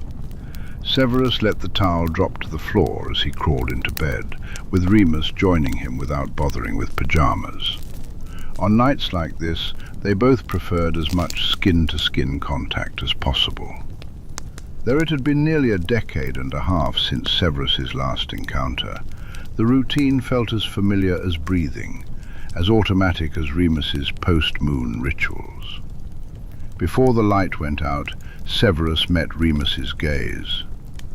"I will always come back to you," he vowed, his fingers trembling slightly as he cupped Remus's jaw. "He will not have me." "Damn right he won't," Remus agreed, his eyes flashing gold. "You're mine." Then Remus's lips met his, and for a moment Severus lost himself completely, feeling Remus's body cover his own. Severus felt Remus's tongue slide languidly between his lips. They were both too tired for anything more, but Severus needed to ground himself, while Remus sought reassurance. When they finally parted, Remus turned off the light. "Sleep," he urged, settling into his favorite position, sprawled across Severus. Severus placed a hand low on Remus's back, allowing his partner's weight to anchor him back to reality. The Dark Lord couldn't touch this. He couldn't have this part of Severus's life. Neither Voldemort nor Dumbledore could truly possess him. His soul belonged to one man only. Harry awoke with a gasp, his chest heaving and his pajamas damp with sweat. He sat up, reaching for his glasses as his pulse thudded in his ears. When he squeezed his eyes shut, he saw Cedric Diggory's empty grey eyes. This wasn't the first nightmare, and Harry doubted it would be the last. They came in various forms, but they all ended the same. Cedric was dead, and Harry felt helpless to change it. At least he'd stopped having dreams where Cedric blamed him for his death. A quick glance at his bedside clock revealed it was almost 7. Still a bit early for breakfast, but not by much. He grabbed some clean clothes and hurried to the bathroom to rinse off the sweat, hoping to feel more human. It only sort of worked, but he felt a little better. To his surprise, when he entered the kitchen, he found Remus and Severus already up, each with a mug in front of them. Snape's copy of the Prophet lay unopened on the table beside him. Both men looked weary too. Remus glanced up as Harry arrived, his honey-coloured eyes quickly assessing the bags under Harry's eyes, his damp hair, the hunch of his shoulders, and his half-curled fists. That gaze turned knowing. "Which one?" Remus asked, and it took Harry a moment to respond. Harry took a moment to process the question. "Cedric," he finally said. It had been a while since he'd ventured into Voldemort's mind, not since that divination lesson. Remus seemed to relax slightly, though he still pursed his lips. "Do you want to talk about it?" "Not really," Harry replied honestly. He accepted the arm that wrapped around his waist as he walked past, heading for the teapot. Kerry floated a mug out of the cupboard for him. "Were you expecting it to be the other one?" "Severus was called last night," Remus informed him. Harry froze. "I was worried you might have seen it. Are you okay?" Harry quickly turned his attention to the potions master. Now that he knew what to look for, he could see that Snape's night had been even worse than his own. "I am fine, Harry," Snape replied, his use of Harry's first name indicating just how tired he was. "Will I train with Remus today?" "For this morning, yes. We'll return to dueling in the afternoon," Snape said, raising his mug to his lips. His hands didn't shake. "Unless you need a break," Remus added, still watching Harry with concern. "If you need more sleep." "No, I'm fine," Harry insisted. The last thing he wanted was more sleep. He didn't want to risk seeing Cedric's face again. "If we're ever pushing too much, just tell us," Remus said, his tone serious. "This is still your summer holiday. The situation might be escalating, but that doesn't mean you aren't allowed to say no. If I was at the Dursleys, I'd be shut away with no wand, no contact, and no idea what's going on in the world," Harry pointed out. "I might as well do something worthwhile since I have that freedom. I'm happy to train. I'm still having fun. This is way better than anything else I could be doing." He still got to fly and swim some evenings, and he had even ridden Buckbeak once, though he had to stay within the tree line. "But it's not all about me, so if either of you need a break..." "If we need a break, we'll tell you," Snape interrupted sharply. "But I'm fine. I can handle meetings with the Dark Lord. They're likely to become a regular part of my week now." Over his shoulder, Remus grimaced. "Then nobody needs a break, and everyone's fine," Harry concluded, challenging Remus to argue otherwise. The werewolf snorted. "I can't tell if you're picking up Severus' habits Or if those are habits you both inherited from Lily, he said with a hint of amusement, his gaze shifting between his partner and his godson. Harry stared at Snape, who returned the look. If Harry was adopting habits from the potions master, then the world had truly gone mad. After seeing Severus off to a meeting with Dumbledore, the lesser of the two evils he pretended to serve, Remus headed back into the house in search of Harry. He found him sprawled on the living room floor, surrounded by parchment and clutching a quill. Curiosity piqued, Remus observed the scene. Harry appeared to be working on 5 different things at once, occasionally humming thoughtfully. "What are you up to, cub?" Remus asked. Harry jumped, glancing over his shoulder. "Writing letters," he replied, turning back to his parchment. "I want to start reconnecting with people as soon as we can turn off the twins' redirect stone. I've got a letter for Draco, obviously, but I also need to write to Neville, Susan, and the other heirs. I want to see who I can get away with writing to. I have a feeling Cassius's uncle might be checking his mail. I really hope he's okay. And I promised Cho I'd write to her. Plus, Fleur and Victor, though those two can probably wait. Hedwig will be gone for a while on those journeys." Remus's eyebrows rose higher with each name. "Well, you'll certainly be keeping the owls busy. Let me know if you need to borrow Horatio. He doesn't get much work these days." He was getting on in years, but still in fine form. "Conditioned to deliver within Britain." "Really?" "Thanks." Harry smiled. "I probably won't keep up with everyone all summer, but I missed my chance to talk to everyone last week with everything that happened. I need to catch up on some things. We need to make plans for next year." Remus noticed a piece of parchment that looked more like a list than a letter and gestured to it. "What's that?" "Oh, that's a list of current Wizengamot seats," Harry replied. "I'm figuring out which ones are held by Death Eaters and, more importantly, which of those have kids who definitely don't want to follow Voldemort. I'm also trying to identify the neutral seats and see where they might stand on various matters. I've been going through the voting records from the last 5 years, and there are a few who really shouldn't be allowed to keep their seats once the war's over. But half of them haven't publicly revealed their heirs, so there's not much I can do about it." Harry swung himself into a sitting position. "I thought if I could get the list to Susan, she could start asking around. She's way more connected with this sort of stuff than I am." "Wow," Remus said, struggling to find the right words. "That's a lot of research. I'm impressed." Here was Harry, just a few weeks shy of 15, planning a political revolution while writing letters to his friends. Harry shrugged self-consciously. "It's all public information. I'm just compiling it. Susan will know what to do with it." Still, it's no small feat. Remus thought Harry might be giving the Bones girl a bit more credit than she deserved. "You're starting your career in politics early, I see." "Oh no, I'm just a figurehead," Harry insisted. "I don't really want to go into politics. I mean, I'll take my Wizengamot seats, of course, and do what I can there, but it won't be my full-time job." "Oh?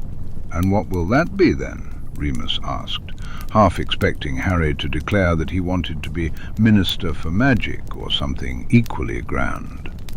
"Head Auror, or even Headmaster of Hogwarts," Harry said, his grin turning a bit lopsided. "But honestly, I'd like to play professional Quidditch." There was a hint of hesitation in his voice. "Victor thinks I'm good enough, and I really enjoy Quidditch. I think it'd be fun. I could have 10 or 15 solid years playing once I graduate, and then I'll figure out what to do next." His smile faltered. "If I survive the war, that is." "You're going to survive the war?" Remus said reflexively, refusing to entertain any other possibility. He considered Harry's words. Having seen him fly, Dementors and all, he had no doubt that Harry could go pro if he wanted to.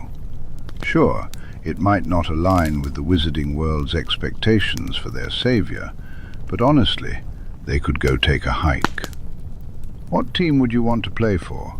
The Harpies will never sign you," he teased, knowing they had been women only since their inception. Harry paused, then his face brightened significantly. Remus wondered if he'd expected to be told to aim for something more serious. Honestly, Remus didn't care if Harry snapped his wand and lived as a muggle. He just wanted him to be happy. "I thought maybe the Magpies or even Puddlemere, especially if Oliver's still playing with them by then. It'd be amazing to play with him again. But I'd be happy with whoever, really." He bit his lip. "Victor said I could make the national team if I wanted." "Victor knows better than most," Remus agreed, though honestly that's not saying much. "The England team is a bit of a joke these days. Maybe if you joined them they'd actually win a match." Harry laughed and ran a hand through his hair, looking so much like James for a moment that Remus felt his breath catch. "Yeah, maybe. I don't know. It's all a ways off yet. I've got other things to focus on." His expression grew serious, older, and it made Remus's chest ache. He wished he could wrap the boy in his arms and whisk him away, far from Dumbledore, Voldemort, and anyone who might harm him. Harry deserved to be a normal teenager, free from worries about dueling, politics, and the fear of dying before finishing school. But he was Harry Potter, and the war would follow him wherever he went. "Doesn't mean you can't have goals," Remus said, offering a warm smile. "You need something to fight for, a future to look forward to. I think becoming a professional Quidditch player is a fine idea." Harry's face lit up. "Thanks." He glanced down, fiddling with one of the letters nearby. "I was thinking about asking Susan to talk to her aunt about my situation. You know, about Dumbledore. I think it's time to start building a case." Remus almost asked if Harry was sure, but he bit his tongue. Amelia Bones was a savvy woman, and if anyone could secretly start building a case against Albus Dumbledore, it was her. "Would you want to deal with him before or after Voldemort?" "Ideally after," Harry replied. "As much as I hate him, he's a useful person to have around in a fight, and so are his connections. But I wouldn't want to wait too long. I don't want to risk him getting control of the Ministry. There's a good chance I won't be able to wait that long. I don't know how long it's going to take to get rid of Voldemort, and it's only a matter of time before Dumbledore realizes I'm onto him. I want to be ready, just in case." "That's smart."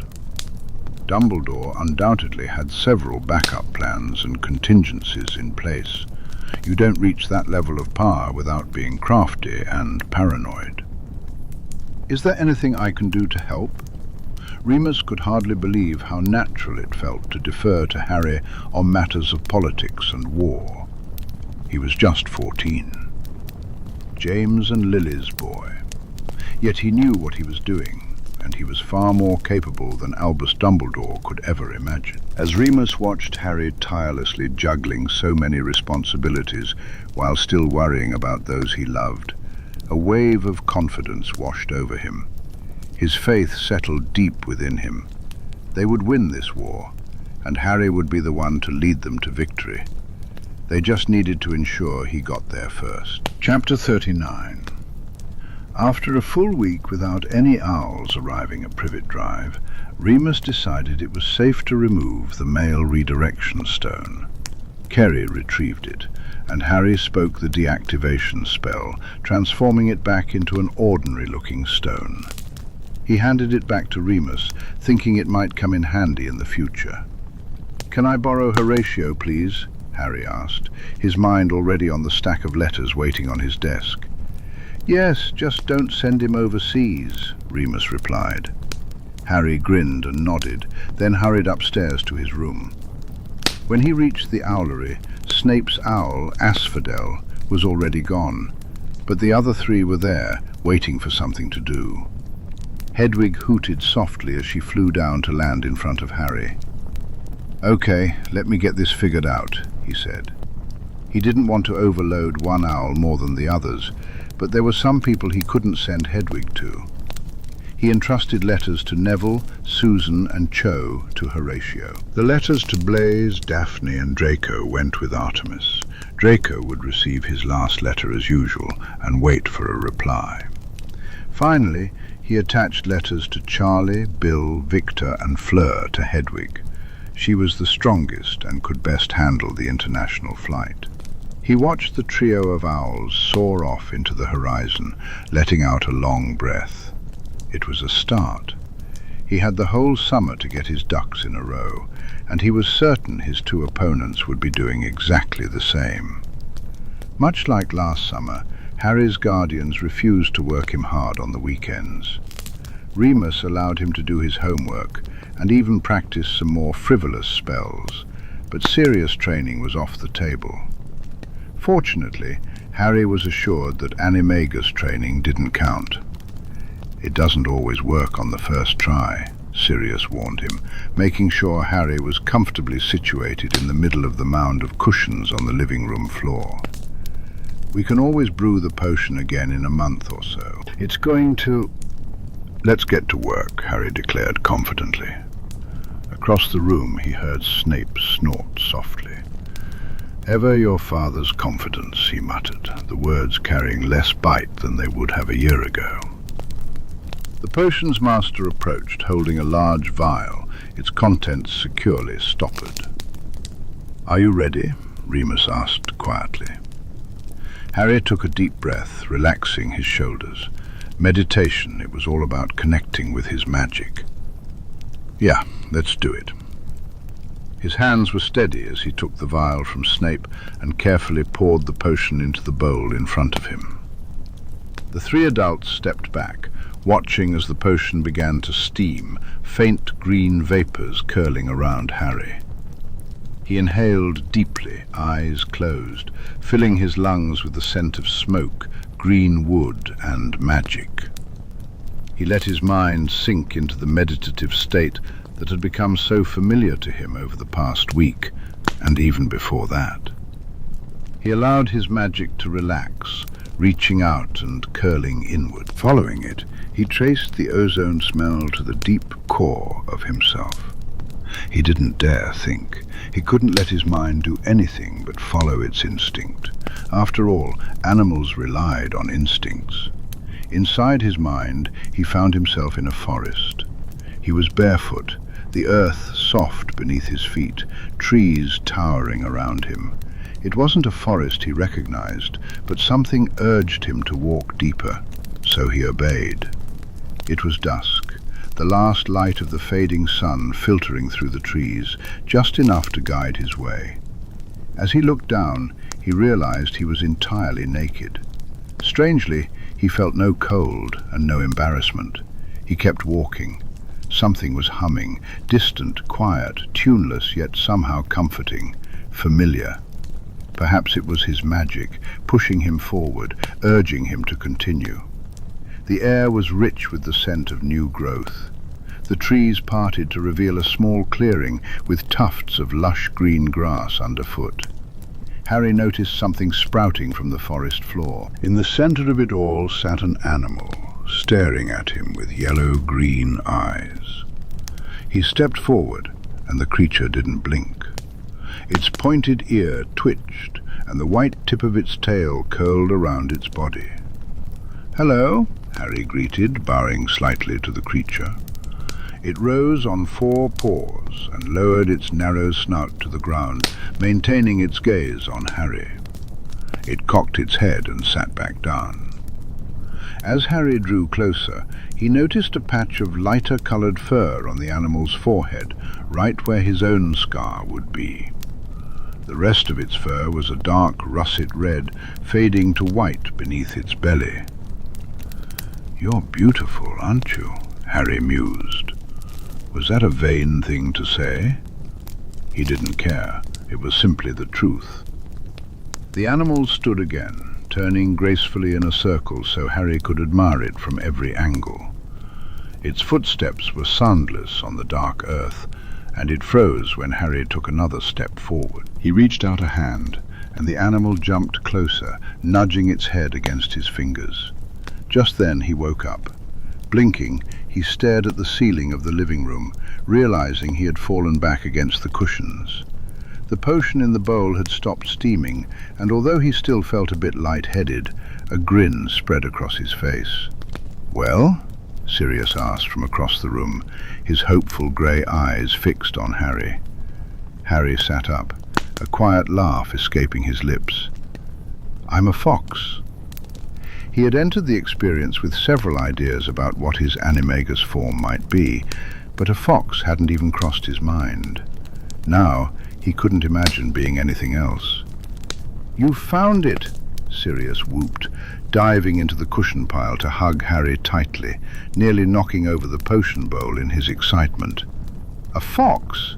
Really? Blimey, I thought for sure you'd be a bird. That's brilliant, Harry." "Cunning," Harry replied with a grin.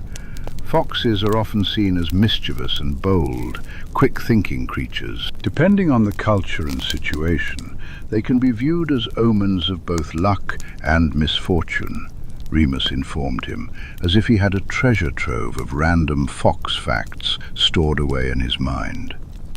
"I'd say that suits you quite well, considering you're a snake in lion's clothing. Congratulations, Harry." "I guess I'll have to buy some books, won't I?" Harry replied, already aware of the next step. He needed to study the natural state of his animal form, learn everything he could about it, and continue his meditations until he was as confident in his fox shape as he was in his own skin. That part of the process often tripped people up. Many refused to acknowledge all facets of their personality, shying away from their flaws. You couldn't return to your own skin if you didn't fully claim it as yours. "I don't think we've got anything on foxes in the library, but we can check," Sirius said with a shrug. "If not, you know where the catalogue is, right?" Harry glanced over at Snape, who had been silent until now. Part of him yearned for Snape's approval just as much as he craved it from Sirius and Remus. Finally, Snape's dark eyes softened slightly. "You're about to become far more trouble than you're worth, aren't you?" he remarked. "An animal known for sneaking around, and native to Britain, no less. I should have known, considering the legacy of the marauders." "You're part of that legacy now, Snivelly," Sirius declared cheerfully, earning a sharp glare from Snape. "Let's head down for lunch," Remus suggested. "We can talk about the next steps while we eat. Then you can get in a bit of dueling practice before the Order meeting tonight."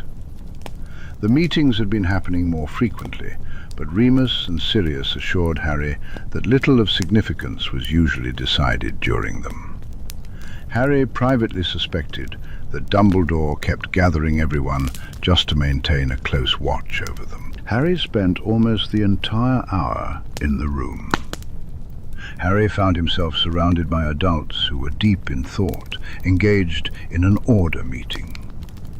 With the help of his wardstone, he was studying his fox form in a meditative state.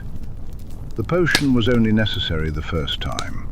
Once he had tapped into that corner of his magic, it became easier to access again.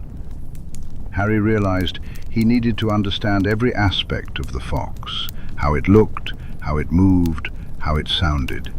He needed to know it as intimately as he knew himself.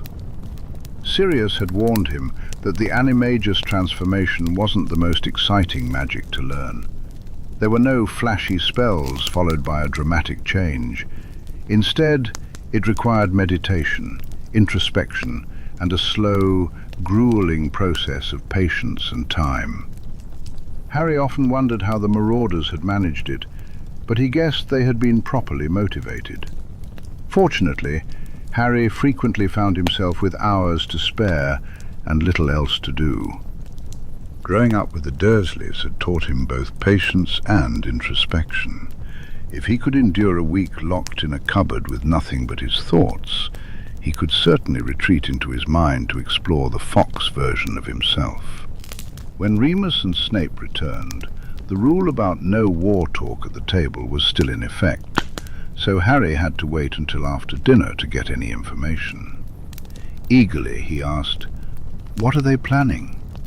He was desperate for any direction to help him formulate his own plans. Unfortunately, he was met with disappointment. "Honestly, very little," Remus replied. "It's all a bit frustrating, really. We argue in circles for an hour and come up with nothing. Then Albus tells us it's been a wonderfully productive meeting and we can all go home." That sounded more like a second-year Gryffindor Slytherin class than a gathering of the light's greatest defense, and Snape's lips twitched at Harry's remark. "Considering the majority of the Order are Gryffindors, we can't really expect much more," the Slytherin declared, ignoring the eye rolls from his Gryffindor companions. If we can gather enough Ravenclaws and Slytherins to form a majority and start organizing the facts, we might make some progress," Harry said, frustration creeping into his voice. "But it feels like Albus is intentionally letting the meetings stay chaotic, to distract from the fact that he isn't actually doing anything about Voldemort," Remus added. Harry grimaced. "The main topic of contention tonight was you, actually, Harry," Remus continued, a smirk playing on his lips. Harry raised his eyebrows in surprise. "It's finally dawned on some of your watchers that it's not normal for a teenage boy to never leave the house. Albus insists it's all part of your grieving process over Cedric, but the twins shared your letter about the Dursleys with their parents and Sirius, and the headmaster is convinced you're just prone to exaggeration in your anguish, preferring to be left alone." Something burned within Harry, mingling with the overwhelming gratitude that he wasn't actually stuck at the Dursleys as people believed. Dumbledore was so quick to dismiss him at the end of every school year once he had completed his daring feats and saved lives at great risk to his own. Harry wondered how long it would take for his watchers to realize that their supervision wasn't for his safety, but to ensure he wasn't up to anything suspicious. "Imagine what state I'd be in if I were actually left alone to wallow in grief. I might not have made it back to school," he mused to himself, unaware that Remus and Snape were exchanging mildly alarmed looks. "There are enough people concerned about your lack of activity that I think it might be beneficial for you to go back every now and then, even just for a little bit," Remus suggested after a moment of silence. "Sit by the window and look sad for 15 minutes or so, then have Kerry bring you home, just to prove you're still in the house." "I can do that," Harry agreed. His aunt and uncle would never have to know he was there. 15 minutes of sitting and looking sad would provide him with some good thinking time. He was doing so much thinking these days. Harry felt a sense of belonging, as if he were a Ravenclaw. Just then a soft hoot interrupted his thoughts. Through the open living room window flew a large pharaoh eagle owl, Bill Weasley's owl. It landed gracefully and dropped a letter into Harry's lap. Furrowing his brows, Harry noted how quickly the response had come. He opened the letter, reading, "Dear Harry, surprise, I'm back in England. Given the current political climate, I've taken a job closer to home. Gorak himself has asked me to lead the research team on a rather difficult case he's had on his desk for a while now. I'm sure you know the one. I've heard you're being watched, but I also heard you're not where you're supposed to be. If that's the case, could you meet me at Gringotts in the morning around 9? Bring someone you trust. It's important. If you can't make it, let me know, and I'll find another way to get the information to you. But this is something that shouldn't be mentioned outside of protected walls, and Gringotts is good at keeping more than just gold safe. Hopefully. See you tomorrow, Bill." "Gorak's got Bill looking into my scar already," Harry said, reading the letter again, hoping to catch any subtle hints he might have missed. Well, Charlie did mention that he and Bill were considering moving closer to home to try and secure their Wizengamot seats from Mr. Weasley. He looked up at his two guardians. Can I go? It sounds like it's worth the risk. We'll go in disguise, Remus confirmed. I'm sure the goblins will understand. If Bill had found a way to remove the magic from Harry's scar, he would have mentioned it in the letter. Still, perhaps he'd at least identified the issue. Well, at least that's one less international letter for Hedwig to deliver, Harry remarked. He hoped she was faring well on her journeys to France, Bulgaria and Romania. Has Bill been at any order meetings? No, and Molly hasn't mentioned him either. He must have just returned to the country, Remus replied thoughtfully. Snape frowned. If he needs to meet with you before his own family, it must be urgent indeed, he said, his expression equally grim. Harry shrugged, turning his attention back to the letter. They would find out in the morning, he supposed. The next day, their identities carefully concealed by Snape's spells, Harry donned one of Remus's casual robes, which had been resized to fit him. Remus had promised to order him some proper wizard attire soon. After all, what young man didn't have at least one robe outside his school uniform? At 8:45, Harry and Remus apparated into Diagon Alley. They walked to Gringotts with the casual demeanour of a father and son out for a bit of spending money before a fun day. They blended in seamlessly with the bustling summer crowd. As they entered, Harry scanned the goblins at the desks and nudged Remus toward Farlig. He placed his wand on the counter. Good morning, and good fortune. I believe I have a meeting. Though he looked nothing like Harry Potter at the moment, that didn't faze Farlig in the slightest. The goblin flashed him a toothy smile. This way, please, sirs. He hopped down from his chair and led Harry and Remus into the back rooms, stopping at a door marked with Gorak's name. He rapped sharply on the door, which swung open. As they stepped inside, the disguise spells melted away. But that was no concern.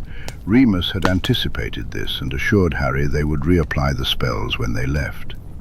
Inside the office were Gorak and Bill. The eldest Weasley son jumped to his feet and pulled Harry into a hug. Good! I'm glad you could make it.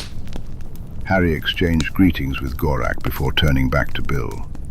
What did you need to talk to me about? Bill's freckled face grew serious.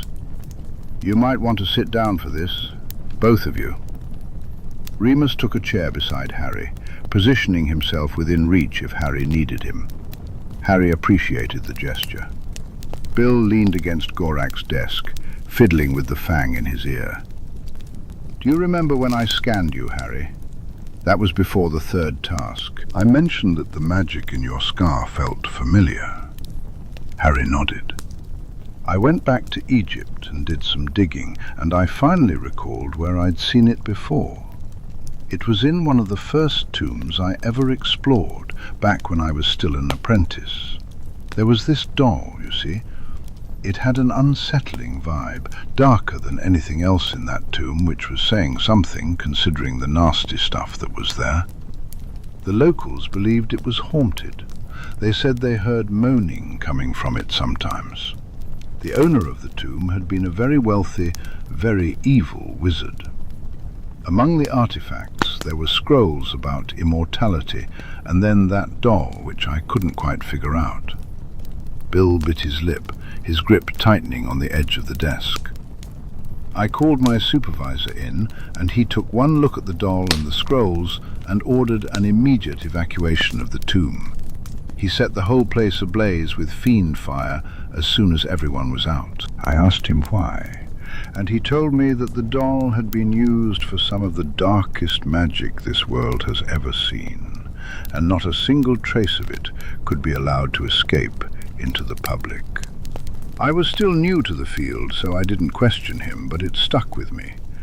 I went to see him last week and told him I'd encountered that same magic again, though I couldn't reveal where, and I needed to understand it so I could handle the situation. "What is it?" Harry asked, curious about how his scar could possibly relate to a cursed doll in a haunted tomb. Bill began slowly. "He told me that doll is something called a Horcrux. It's a very rare, very ancient, and incredibly dark piece of magic. Most of the knowledge about it has been lost over time, but like anything, you can find it if you know what you're looking for. It essentially involves the caster committing an act of cold-blooded murder, the worst evil a person can commit, and drawing energy from it to tear a piece of their soul away from the rest. That fragment is then stored, usually within an object, allowing the caster to remain tethered to the earth even after death, unable to move on until their soul is whole. It's the closest thing to immortality that magic can offer." A heavy silence settled over the office. Even Gorak appeared visibly shaken. "Usually within an object," Harry echoed, a slow dread creeping into his voice. "But sometimes it's inside a person. My scar is one, isn't it?" The realization hit him hard. Part of Voldemort's soul was within him. It all clicked. The visions, his claim to the Slytherin seat, his ability to speak Parseltongue. If he had housed a fragment of another wizard's soul for most of his life, that would explain some of his magic too. Remus reached across the table, gripping Harry's hand tightly, his face pale. "Is that even possible?" "I haven't found any literature on it," Bill replied. "As I mentioned, there isn't much information available on Horcruxes. If someone has used a living being as a Horcrux before, it hasn't been documented." "How do we get it out?" Harry asked, urgency lacing his voice. He didn't care how it had gotten there. He just wanted it gone. Bill's expression made it clear that this wouldn't be straightforward. Usually, a Horcrux can be destroyed by damaging it beyond magical repair. Fiend fire, basilisk venom, some extremely caustic potions, the killing curse. That works fine when it's housed in an inanimate object. "Less fine when it's inside my living body," Harry finished, his lips a thin line. The pieces were starting to fit together. "Dumbledore knows." Both men blinked at him, confusion etched on their faces. "He has to know. It's why he's done all this, putting the block on my magic, keeping me away from anyone who might care about me. He knows I have to die for Voldemort to truly die, so he's leading me into that, teaching me to... I'd have to sacrifice myself for the greater good. The block was probably a fail-safe. If I refused, he could just wait until I turned 17 and obliterate me along with everyone around me. "You are not going to die," Remus growled unexpectedly, his eyes glowing gold as he stared Harry down. He blinked, and the wolf retreated, but the fire in his gaze remained. "Bill, is there any way to move the soul fragment outside of its container? Or from one container to another?" he asked, as if they were discussing repotting a mandrake rather than extracting pieces of Harry's very soul. "I haven't found anything yet, but I've barely started looking," Bill admitted. "If there's a way, we'll find it. Mr. Weasley is one of the finest curse-breakers employed by this bank, Mr. Potter," Gorak said, finally speaking up since their arrival. "And Gringotts has far more resources than most wizards are aware of. Rest assured, if it's at all possible, we will find a solution." "What happens if we kill Voldemort before we destroy the Horcrux?" Harry asked, curiosity tinging his voice. "He'll revert to being the shade that possessed Professor Quirrell," Bill explained. "He could potentially return again. We'd have peace, but it would be temporary. We'd always be on the lookout for his return. And with the number of followers he has, it'd only be a matter of time before someone helped him come back," Harry said grimly. "If Wormtail could manage it, it couldn't be that difficult." "Well, you can rule out basilisk venom. I got bitten by one when I was 12, but I didn't actually die from it. Fawkes healed me, so maybe it only works if I die." Bill's blue eyes widened. "I thought Ginny was joking about that," he muttered faintly. Remus snorted. "Never assume anything is a joke when it comes to Harry," he advised. If the situation weren't so dire, Harry would have grinned. "Well, at least now we know what we're up against," Harry pointed out. As soon as they figured out how to remove the Horcrux from him, Voldemort would be mortal again. And if they couldn't, well, there were worse ways to go than sacrificing himself to save the world. "Gorak, feel free to use the funds from any of my vaults to support this research. I trust you," he added. The goblin bowed his head, and Harry noticed the look on Bill's face, which suggested that those words weren't often exchanged between wizards and goblins. "While I've got you here, Harry, can I do some more in-depth scans?" Bill asked. Harry shrugged in agreement. Whatever might help. Once again he found himself lying back on a transfigured medical bed in a back office at Gringotts. Bill pulled out his notebook and pen, and he and Gorak spent the next 15 minutes murmuring spells in various languages. Lights glowed around Harry. Strange, tingling sensations coursed through him, and at one point a loud noise erupted, resembling a gunshot. Despite his curiosity burning inside him, Harry remained still. He had never experienced such raw magic before. It was exhilarating. "Blimey, Harry, your core's a bit massive, isn't it?" Bill remarked, gesturing for him to sit up. "Happy to report there are no adverse effects from all those years under the block. If anything, it's grown even bigger to spite that. Have you noticed your magic behaving unusually in the last year or so? More instances of accidental magic, emotional bursts, that sort of thing?" "Well, yeah, but doesn't everyone rattle the windows every now and then?" He had seen Sirius and Snape do it a couple of times when they got really angry. "Not usually," Remus chimed in. Harry blinked, surprised. "Oh, well, that was happening before too, so I didn't really notice. I'm a lot better at spells than I used to be." Before the block, he had been a fairly average wizard, nothing to write home about. Now, he could. Harry had found that he could perform most of his spells non-verbally, and quite a few without even using a wand. It was a revelation to realize that all the precise pronunciations and wand movements weren't strictly necessary, as long as he could nudge his magic in the right direction. He often wondered why more people didn't practice this method. Maybe it wasn't as easy for everyone else as it was for him. "Well, you've got a lot to work with," Bill said, "so I'd recommend finding a productive way to channel it.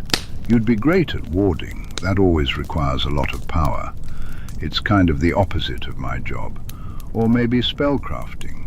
You're not taking arithmancy, are you?" "I'm studying it independently," Harry replied, "along with runes. I'll take the owls in both at the end of the year." He couldn't wait to see Dumbledore's reaction to that. Bill grinned. Good. You'll figure something out. For now, just make sure you practice plenty of magic when you can. Otherwise, it'll build up and go a bit haywire when you're feeling particularly emotional. It'll all stabilize once you come of age, but a growing wizard's core can be a bit finicky, especially one as large as yours. "Why don't they teach anything like that at Hogwarts?" Harry muttered, shaking his head. Bill shrugged. "It's mostly a pure-blood thing, to be honest. They probably expect parents to have warned their kids. Muggle-borns have growing cores too, of course, but they don't have family magics interacting with theirs, so it's not as volatile." He clapped Harry on the shoulder and transfigured the bed back into a chair. "Anyway, the good news is the rest of your magic is clear and healthy. There don't seem to be any negative effects from having a bit of Voldemort in your head. I'll start working on some theories and see what I can find. His crystal blue eyes locked onto Harry's. I'll figure this out, kid. You hear me? You're not sacrificing yourself for this war. Okay, Harry said. Agreed, Remus said, though they both knew he would step up if it came down to it. Thanks, Bill. No problem, Bill grinned, ruffling his hair before shaking Remus's hand. I've got to get going, but it was good to meet you properly. I'm sure we'll see plenty more of each other in the future. He bowed his head to Gorak and spoke a few words in gobbledygook before leaving the office. Gorak turned to Harry. May Gringotts be of any further assistance to you, Mr. Potter? A thought drifted into Harry's mind, and he bit his lip. Actually, he glanced back at Remus. While I'm here with a guardian present, could I possibly visit the family vaults?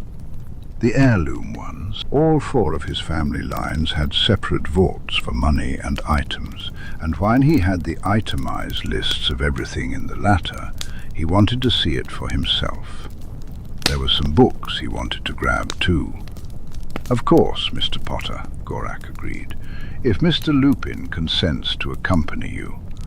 I suppose we might as well, while we're here, Remus said.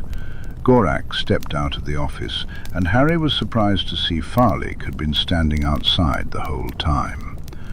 Mr. Potter wishes to visit his heirloom vaults, Gorak informed the younger goblin. Farlig nodded. Excellent.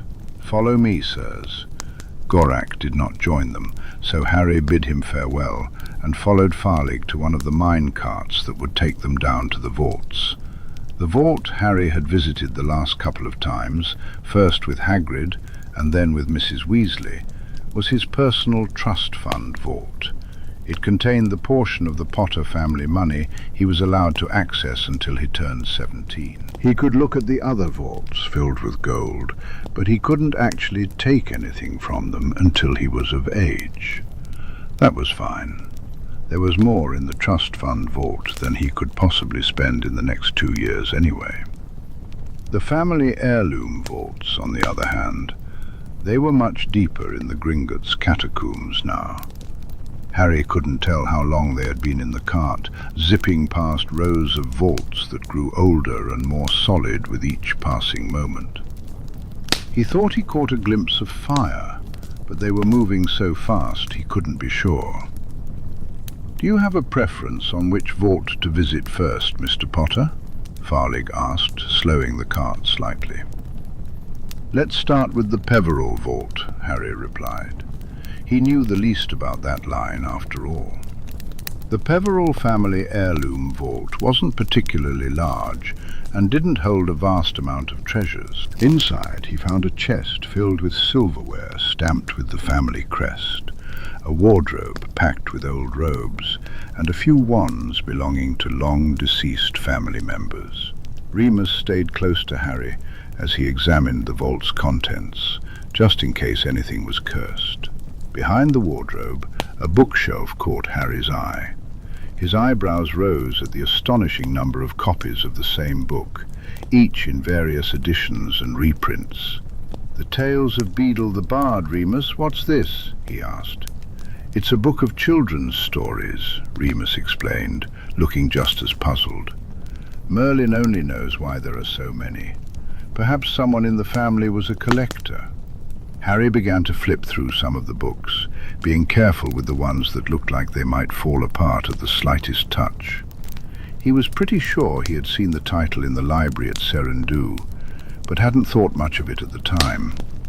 He might have to go back and take another look. As he continued his search, he finally found what he was looking for: the Peveril Family Magics and Traditions. It was a leather-bound book in surprisingly good condition, and the first double page revealed an expansive family tree. Harry traced his own name back through his father's line. The tree branched out into other pure bloodlines, but didn't elaborate much after the initial marriages, only following the heirs down the line. At the very top were the earliest recorded Peverils, 3 brothers by the name of Antioch, Cadmus, and Ignotus. To Harry's surprise, he discovered he was descended from the youngest brother. Antioch had no children, and Cadmus's lineage sprawled so extensively that Harry lost track of it on the intricate family tree chart.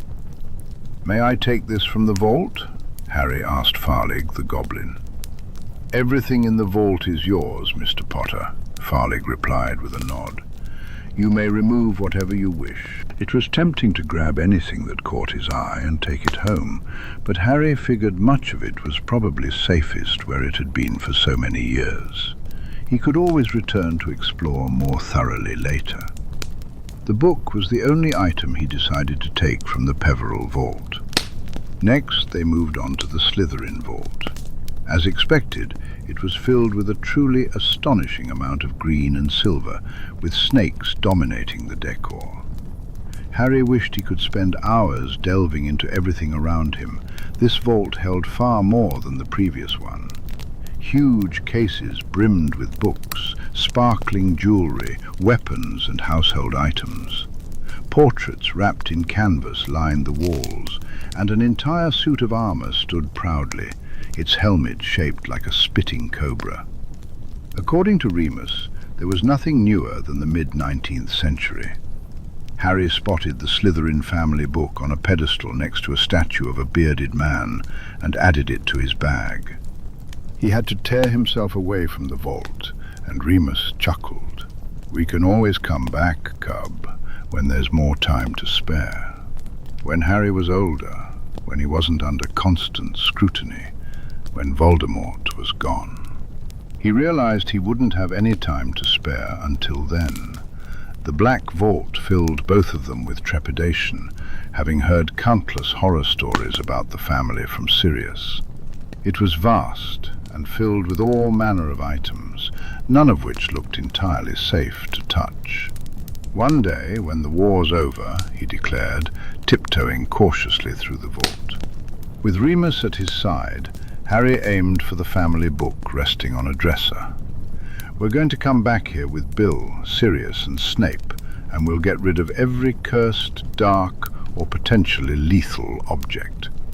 "A fun activity for the whole family," Remus replied wryly, ducking as a scarf hanging from the edge of a mirror lunged out and tried to bite him with fangs. Harry quickly grabbed the book and made his way back to Farlig in the doorway, casting a dubious glance at the goblin's amused expression. "You can help too," he decided. "Anything we can dismantle the spells from, we can sell." The goblins would appreciate that. Harry didn't care as long as he wasn't releasing cursed items into the general public. By the time their minecart slowed to a stop outside the Potter vault, Harry's palms were clammy and his heart hammered against his ribs. Remus squeezed his shoulder gently. "We don't have to do this today, cub," he said softly. "We can come back another time, or Farlig can go in and get the book." Harry shook his head, climbing out of the cart and placing his hand on the vault door as he had done with the previous 3, allowing it to feel his magic. The door melted away. Unlike the previous 3 vaults, the Potter heirloom vault was a riot of color. Harry didn't know where to look first. The gleaming wooden chests overflowing with treasure, the huge piles of bright tapestries and rugs, what looked like saris, or the beautiful furniture stacked throughout the vault. In the corner stood a towering bookshelf filled with hundreds of titles, all nestled safely inside. His breath caught in his throat. "I came down here once, you know," Remus said, breaking the silence. "James brought Sirius and me down to pick out an engagement ring for Lily from the family selection. Not sure where Pete was that day, but he didn't come with us. It wasn't quite as full then. Some of the furniture was still at your grandparents' house. But as they went into hiding, the Potter elves cleared out all the properties of anything that might be valuable, just in case.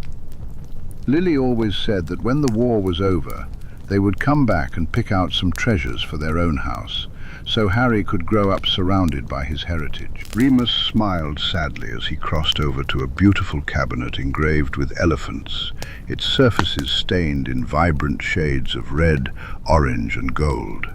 This was in your grandparents' living room. Sirius once got stuck in it during a game of hide-and-seek with some of Euphemia's friends' grandkids. Harry snickered, feeling a swell of emotion in his chest. These items belonged to his family, filled with memories of his father, his grandparents and other relatives. Yet he realized he would never learn those memories. "I can't claim any of the Potter properties until I'm of age, can I?" he asked, a hint of sadness in his voice. Farley cleared his throat. "Not legally. However, if you were to visit one and ask the wards for access as the last Blood Potter, they are unlikely to deny you," he replied, glancing sideways. "We at Gringotts cannot transfer the deed until you are a legal adult, but since none of your properties are under any sort of fidelius that we know of, there's nothing stopping you from finding them." A slow smirk crept across Harry's lips. Good to know." He felt content at Seren, but with a war looming he understood that anything could happen. It was reassuring to know he had options. Walking away from this vault with only the family book was the hardest thing he had to do. Remus squeezed him around the shoulders, kissing the top of his head. "We'll come back," he promised. "We'll sit and look at every single item in the vault, if that's what you want." Harry nodded, his heart full. He really, really wanted to. Finally, he asked Farley to take them back up to the surface so they could head home. It was so different seeing all those heirlooms in person, rather than just reading a list on a roll of parchment. His entire family history was crammed into a handful of vaults, remnants from when all four families. Harry had once imagined dozens of people within his family, each with their own claims to the vaults, enough treasures to fill all the family homes, but now it was just him. What was he supposed to do with all of it? As the cart sped through the dark tunnels beneath the bank, Harry let his mind wander. He envisioned a house with a sprawling garden, the elephant cabinet proudly displayed in the living room, bright rugs covering the floors, and the Peveril family silverware neatly arranged in the cupboards. Sirius could keep the Black family heirlooms wherever he was. He pictured tiny footsteps echoing through the hallways, and a ring from the Potter vaults resting on a delicate, pale hand. A blush crept across his cheeks, and he was grateful for the darkness of the catacombs that concealed his embarrassment from Remus. Maybe he was getting a bit ahead of himself, but it was a lovely dream nonetheless. Chapter 40. Harry and Remus returned home to find Sirius waiting alongside Severus. Before going to bed the night before, Harry had shared Bill's letter with him through the mirror. In the whirlwind of emotions from visiting his family vaults, Harry had nearly forgotten about Bill's revelation. He fidgeted with the cuffs of his robes as he settled onto the living room sofa. "Bill knows what the magic in my scar is," he declared, avoiding everyone's gaze. "It's something called a Horcrux." Snape cursed, startling Harry into looking up in disbelief. The usually impassive potions master wore a look of horror in his dark eyes. "Is he certain?" "You know what that is, then?" Remus asked, shocked. Snape nodded. "I've heard of them before. Honestly, I thought they were a myth. I never expected they could be made from a living creature." "Would someone please explain to me what a Horcrux is?" Sirius interjected impatiently. Harry found himself at a loss for words, but Remus quickly stepped in. He explained everything, occasionally glancing at Snape to ensure their information aligned, continuing on whenever Snape nodded in agreement. With every detail, Sirius grew paler. "There's a piece of that monster inside Harry's scar," he croaked, rushing to Harry's side. "How do we get it out?" "Bill doesn't know yet," Harry replied weakly. "He's going to do some research." "I will do some research of my own as well," Snape assured them. "I'm sure I have some alternate avenues to Mr. Weasley." He still looked shaken, leaning against the back of one of the armchairs. "Considering the circumstances, Potter, there is something I should tell you. Something Dumbledore insists you not learn until the time is right." "Until he's ready for me to die, you mean?" Harry realized. Snape nodded sharply. Harry's stomach twisted with knots of anxiety, and he didn't see how things could get much worse. "Tell me." Harry recalled a job interview where he had heard about a scared young man desperate to please his master. He listened as the man described eavesdropping on a woman and an old man in the back room of a dingy pub. He spoke of a prophecy. "I only caught the first half," he said. "Albus Dumbledore is the only one alive who knows the complete prophecy, and he hasn't chosen to share it with me or with you. I'm not sure what he hopes to achieve by keeping you in the dark, but until we uncover the rest of it, we may never fully understand. The one with the power to defeat the Dark Lord approaches, born to those who have thrice defied him, born as the 7th month dies." Harry felt as if he had been punched in the chest. Was that why Voldemort had killed his parents? Because of half a prophecy? "But how? How can I possibly have the power to defeat him? There have to be more powerful wizards than me." Sure, Bill had said his core was strong, but he couldn't be that special. "For all we know, there's something unique about you," Remus replied. He didn't seem surprised by any of this. He must have heard the prophecy before. How long had he known? "It could be linked to your family magics. You've got quite a few of them, after all. Or maybe it means Harry, because only he can destroy the Horcrux and make Voldemort mortal again," Sirius suggested. "But how can that be? If it weren't for the prophecy, he wouldn't have attacked me, and then I wouldn't have been a Horcrux in the first place," Harry countered. There was no way Voldemort would have intentionally shoved part of his soul into a toddler. And if he had, he definitely wouldn't then try to kill that toddler repeatedly. "Prophecy magic is tricky to navigate," Remus pointed out. "It could have been a self-fulfilling prophecy, or there may be something in the rest of the prophecy that clarifies what the power actually is." A chilling thought struck Harry's chest. What if the release of my magic when I turn 17 is the key?" he asked, his voice hollow. "What if Dumbledore put the block there for that reason? The overload of magic could be the only thing that destroys the Horcrux and Voldemort." "It can't be," Sirius replied immediately. "I don't care what the prophecy says. There's no way you're going to sacrifice yourself to kill Voldemort. There has to be another way." Harry appreciated the sentiment, but he didn't feel that important. If his death was the only way to rid the world of Voldemort, he would willingly do it. Still, he resolved to explore every other option first. He wasn't that reckless. As the initial shock of the prophecy faded, another part of Snape's story began to surface in Harry's mind. He turned to Snape. "You were the one who overheard the prophecy. You went to Voldemort about it." Snape's eyes darkened. "I did," he confirmed. Harry swallowed hard. "Did you know? When you told him, did you know what would happen?" "I had no idea he would go after any child, let alone you and your family," Snape replied harshly.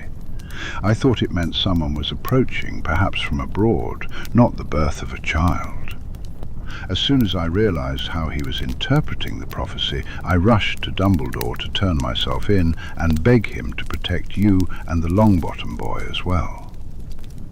Harry hadn't even realized that Neville fit the bill too, with his birthday just a day before Harry's. "Believe me, Harry, If I had even the slightest inkling of what was to happen, I never would have told him. By that point in my life, I was already doubting my choices. That was just what tipped me back onto the right path. Part of Harry still struggled to understand how Snape could have become a Death Eater in the first place, especially with Remus loving him so fiercely and Harry's mother, who had been his best friend as a child. But he doubted he would get the answers he sought. Story not until he was much older. It was clearly a long and complicated one. He just hadn't realized it culminated in Snape indirectly being responsible for the death of Harry's family. Remus and Sirius knew, yet they still considered Snape family. How was he supposed to reconcile that?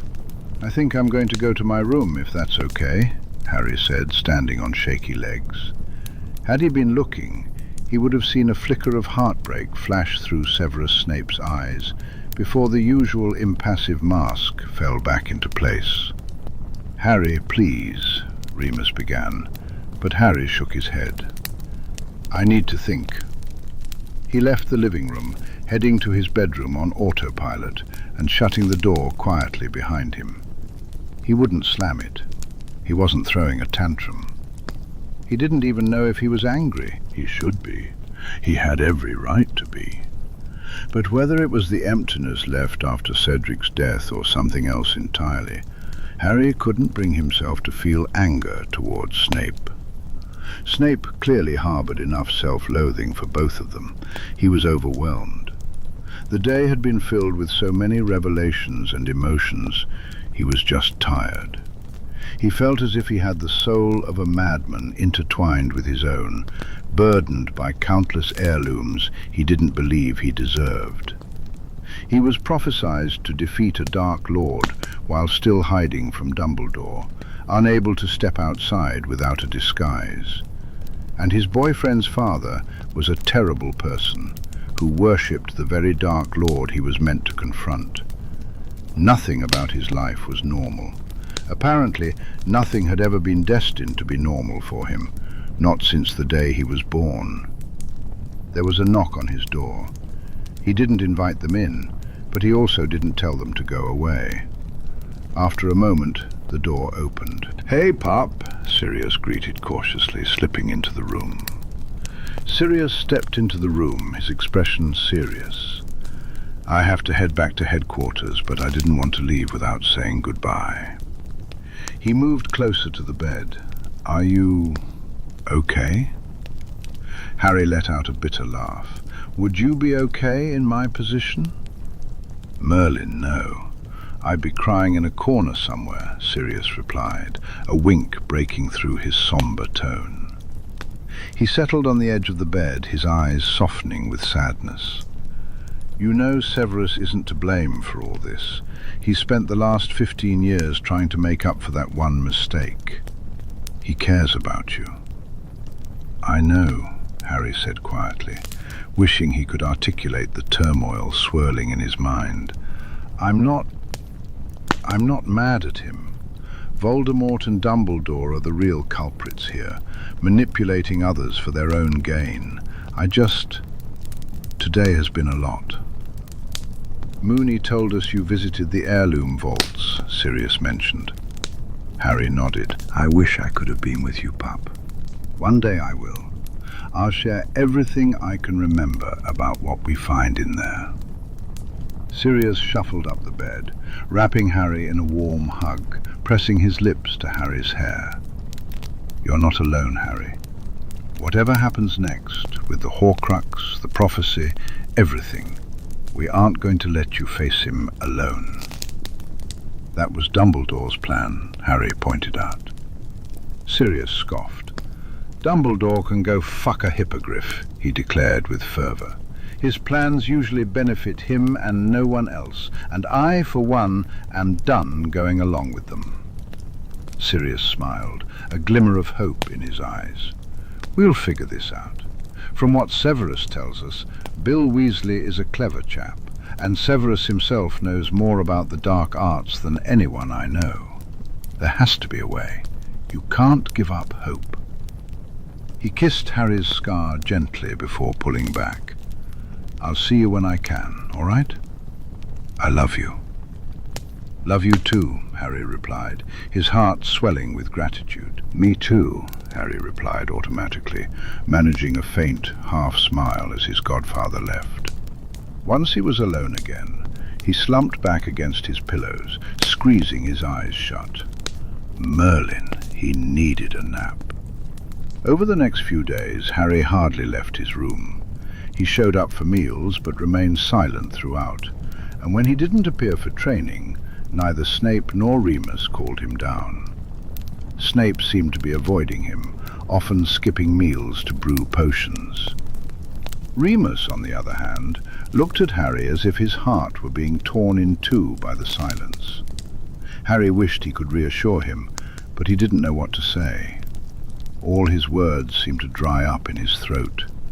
He didn't hate Snape, but every time he tried to express that, he thought of the piece of Voldemort's soul lodged in his head. How it was possibly Snape's fault that it was there. Sure, Snape couldn't have known it would happen, but he had still been at a point in his life where following a man like Voldemort without hesitation had been an option, no, a joy for him. How was Harry supposed to understand that when Snape had Remus in his life? Remus, who was classified as a dark creature, yet rescued baby birds and helped them back to their nests. Remus, who always had a kind word for everyone and believed chocolate was the cure for everything. Remus, who had seen Harry so alone and desperate for family, and shared stories of his parents even when it must have hurt him to think of them. If Snape could have Remus and still become a Death Eater, what hope did Harry have?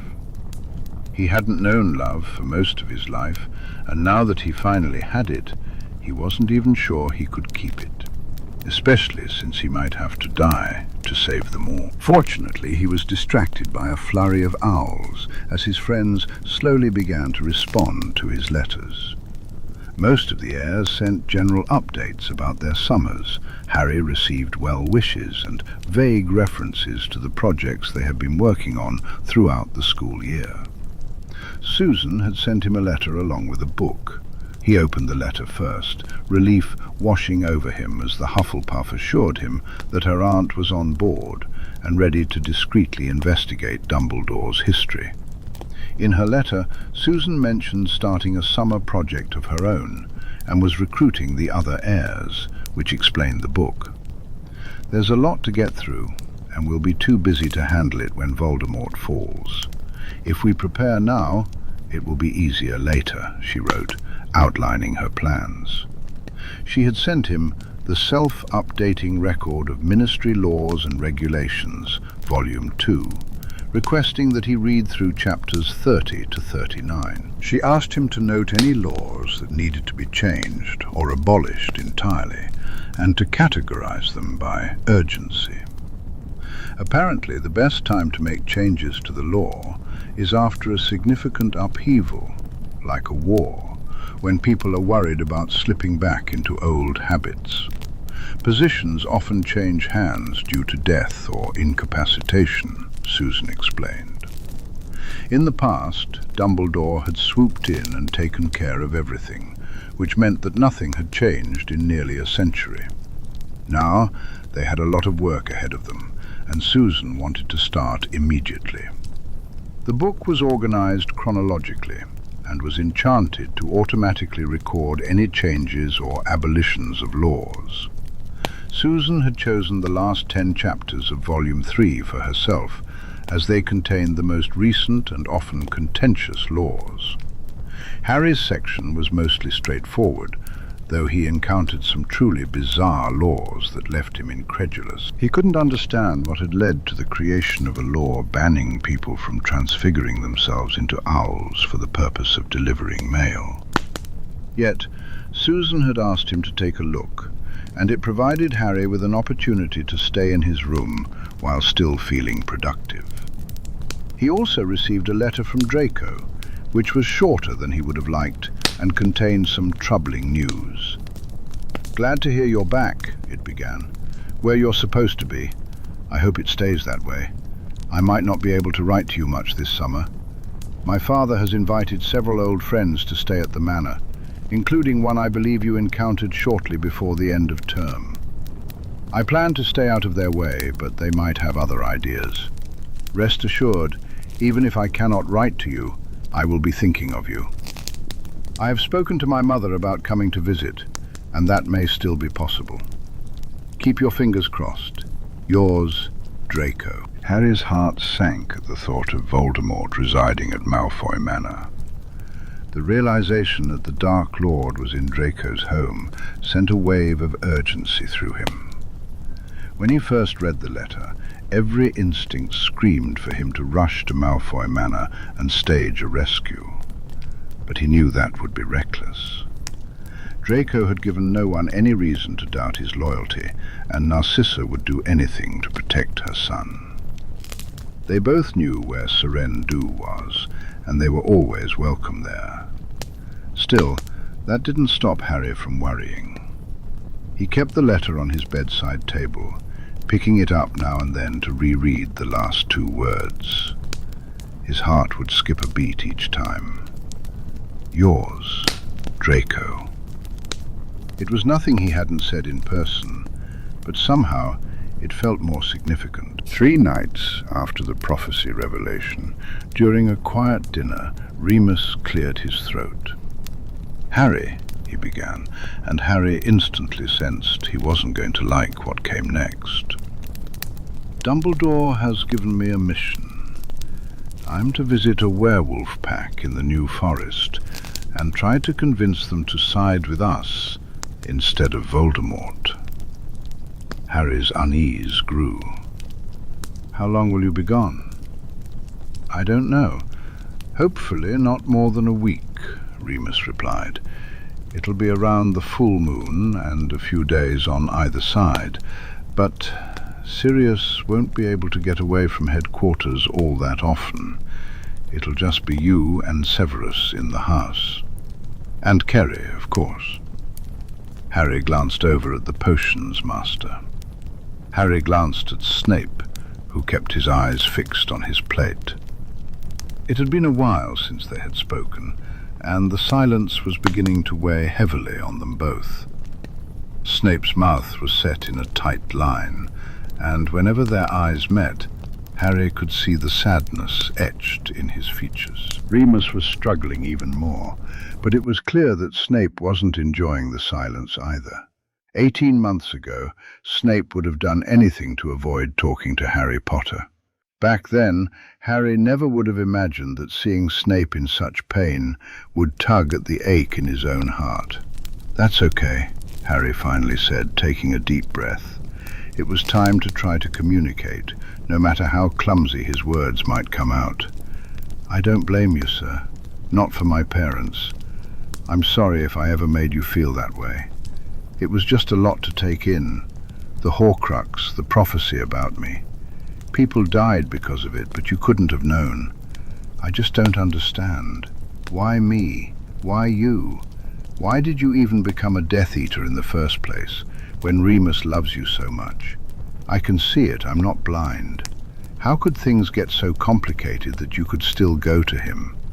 You all say things were different back then, and I get that. I probably don't even have the right to ask for the truth. But I don't understand how you could turn to Voldemort, or how Pettigrew could betray you when both of you had people who loved you. He still managed to get to you, and his soul is in me. What if he gets me too? He said we were alike in the diary when I was younger, and he was right.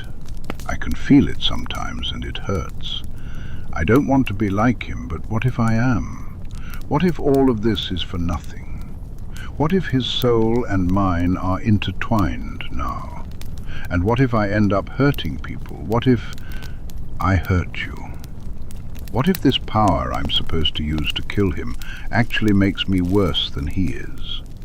Maybe Dumbledore was right to bind it all along, and Harry's voice faltered as he struggled to catch his breath. He was hyperventilating, his chest heaving with quick gasps. Suddenly, He felt arms wrap around him, pulling him against a wiry chest. A soft voice urged him to breathe, to count along as the chest beneath his face inflated and deflated, slowly and carefully, until Harry found his own rhythm. Looking up, he met Snape's near black eyes. "You are truly your mother's son," Snape said gently. From somewhere above him on the other side of the table, when had he even ended up on the floor? Remus let out a surprised laugh. "I'm glad you don't blame me, even when I still blame myself." "You have every right to be angry," Snape continued, maintaining that steady tone, as if he were speaking to a particularly spooked animal. "As for how I became a Death Eater, that's a long and complicated story that begins with an awful man and ends with several more awful men. It's not a tale for tonight, but perhaps one day I may share it with you. Needless to say, I regret my choices, and I will do what I can to atone for them. But you are not me, Harry, and you are not Pettigrew. Yes, you've encountered terrible people in your past, and awful things have happened to you, and yes, there are more dark moments ahead. But you have the wisdom gained from watching the rest of us make mistakes. More importantly, you possess a compassion in your heart that I've never seen from anyone except your mother." For the first time, Snape's lips curved into what might have been a genuine smile. Lily loved openly and without hesitation. She didn't love everyone, and if she hated you, you definitely knew it. But if she loved you, she would do anything for you. If you threw that love aside, you would regret it. Merlin knows I did. Luckily, she eventually gave me a second chance. Snape's arms remained firmly around Harry's back, surprisingly strong for someone so thin. Harry's heart raced in his chest. "You are so much like your mother, and that's why you will never become like the Dark Lord." He was denied love in his childhood, which filled him with bitterness and anger, making him determined to deny love to others as well. You, on the other hand, were denied love, and it has only fueled your desire to ensure no one else suffers in the same way. You learned love, and you give it freely. You made that choice. He made a different one. Having a piece of his soul inside you doesn't change that. Harry could only stare in disbelief. Not only was this the longest he'd ever heard Snape speak, but it was also the most honest and human he'd ever seen him. This was the Severus Snape that perhaps only Remus and Draco had seen lately. The Snape that Harry's mother had known before everything went so horribly wrong. Snape seemed to realize he had shared more than intended. His cheeks flushed slightly, and he cleared his throat. "And if you think we're just going to let you sit around with a piece of the Dark Lord inside your head, you're even dafter than I thought." "Oh, and he's back," Remus said, squatting down beside them with a grin. "That's it, Harry. Severus just used up all his emotions for the next year. No more for the rest of us." Snape shot him a glare, but Remus only smiled wider, leaning in to kiss him on the cheek. "You big softy," he teased. With a hand on each of their backs, Remus helped them both to their feet. "He's right, Harry. You are so full of love that it's unfathomable to me how you could possibly become like Voldemort. For one thing, we certainly wouldn't let you." "Promise me that," Harry begged. Snape's words were comforting, but Harry still struggled to believe him. Not with that dark, twisted piece of magic lodged inside him, so deeply intertwined with his own soul. "We promise we won't let you become a Dark Lord," Remus vowed, his tone earnest. "Easiest promise I'll ever keep." He gently pulled Harry out of Snape's arms and into his own, stroking his hair soothingly. "Everyone in this house has faced darkness at some point, Harry. Even Sirius. Just look at the family he came from. Acknowledging the darkness within you doesn't make you evil. Dark doesn't necessarily mean evil. Severus is still a dark wizard, but he's not an evil man. I'm a dark creature, but I'm not evil. Peter Pettigrew never successfully cast a dark spell until he joined Voldemort, and we can all agree that whatever good was left in him died long ago. He glanced between Harry and Snape. Now, I have to leave in the morning, so I'd like to spend my last night at home for a while, in the company of two people I love dearly. Let's have Kerry make some hot chocolate and bring it to the living room, shall we? Harry couldn't help but smile. It was such a typical Remus Lupin response. Chocolate had a way of solving everything. The house felt quiet without Remus around. It wasn't because Harry and Snape were still at odds. After Harry's breakdown and Snape's unexpected display of emotion, any lingering tension had dissipated. Rather, it was that neither of them was inclined to fill the silence with idle conversation. Without Remus to nudge them along, they simply didn't talk. Yet, an understanding lingered between them. Another barrier had fallen. Harry resumed his training, while Snape continued to teach him about dark magic, insisting that Harry needed to know it and was strong enough to recognize when to stop. In the evenings, Harry read the book from Susan or worked on his Animagus form, lost in his thoughts and the tasks at hand. Harry had owl-ordered a book about foxes and their anatomy, and it was proving to be quite helpful. One evening, breaking the comfortable silence, he asked, "Professor, did you ever try to become an Animagus?" Snape looked up from his own book, raising an eyebrow. "When I learned what the Marauders had done, I brewed the potion to discover my form," he admitted. "It's a crow. However, the form was not suitable for what I'd hoped to use it for, and I was incredibly busy, so I never continued to learn the transformation. I only seemed to get busier as time went on." A faint smile tugged at Harry's lips as he interpreted Snape's words. A crow couldn't run with a werewolf during the full moon, which explained his lack of interest in becoming an Animagus. Harry was beginning to understand why Remus insisted that Snape was a romantic at heart. "I think it'd be cool to be a crow, flying without a broom and everything. Do you like flying, sir?" "I do, though I don't often fly for pleasure these days." "You could come fly with me sometime if you wanted to," Harry suggested, surprised by his own boldness. Snape paused for a moment before returning his gaze to the book. "Perhaps." Harry grinned and turned back to the chapter he was reading about the evolution of foxes. That night, he had a dream about Voldemort. No, not a dream, a vision. Harry couldn't remember the details, just that his scar hurt when he woke up, leaving him feeling nauseous yet strangely triumphant. He shared the experience with Snape at breakfast. "Do you know what he might have been doing?" Harry asked. "I do not," Snape replied, his lips thinning. "I have not been called since that first meeting. I suspect I will be soon, though, especially if—" "The Dark Lord has made progress on whatever he is planning," Snape said gravely. "Do you think these dreams will ever stop, even if I strengthen my occlumency shields?" Harry asked, his voice dull with resignation. Snape shook his head. "We can assume the connection exists because of the soul fragment inside your scar. That already puts him inside your defenses.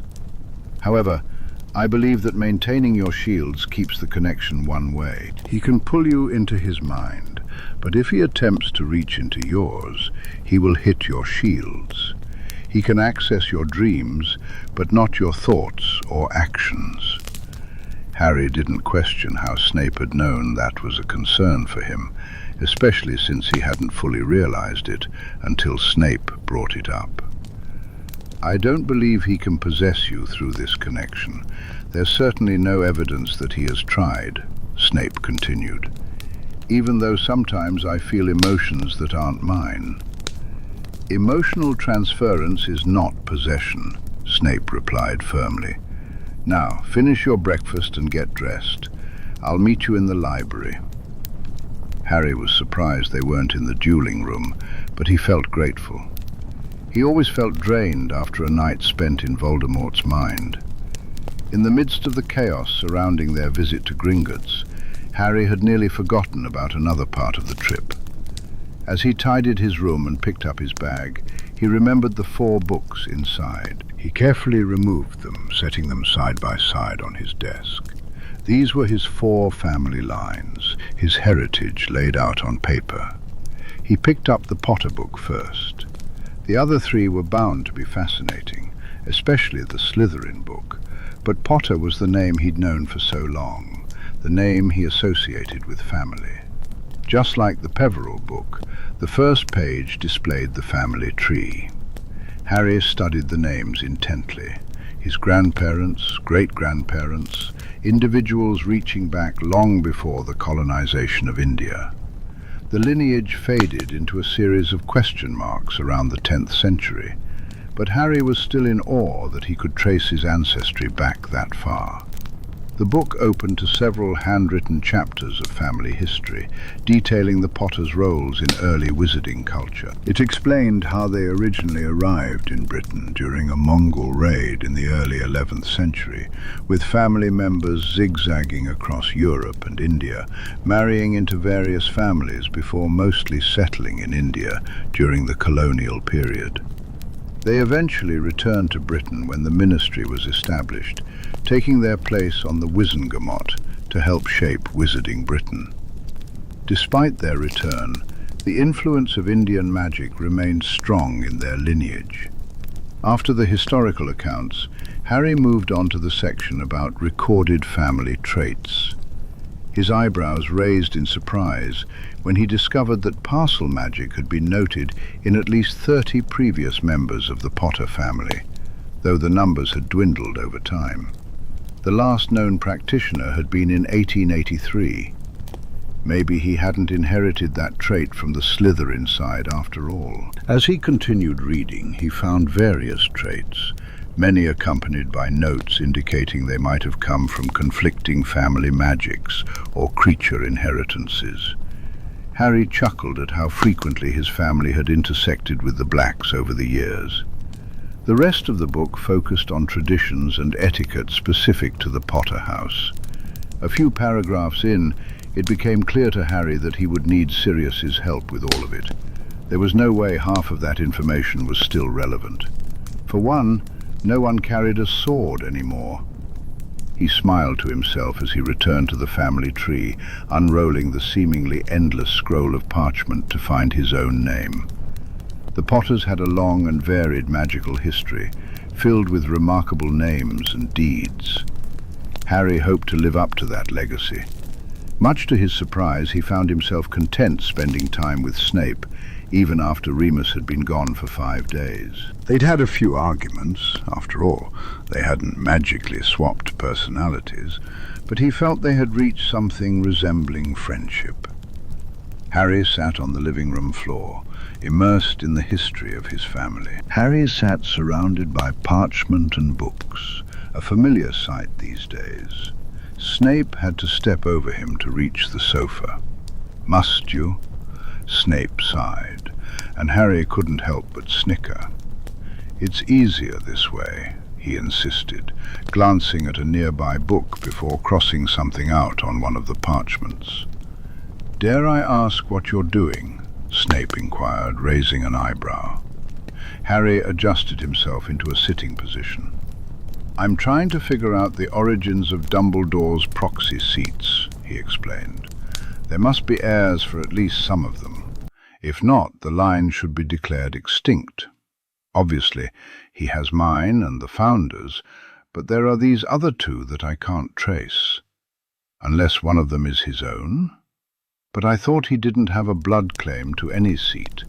Blaise says that's why he became headmaster." "Mr. Zabini is correct," Snape replied. "The Dumbledore family goes back only 4 generations to a Muggle-born.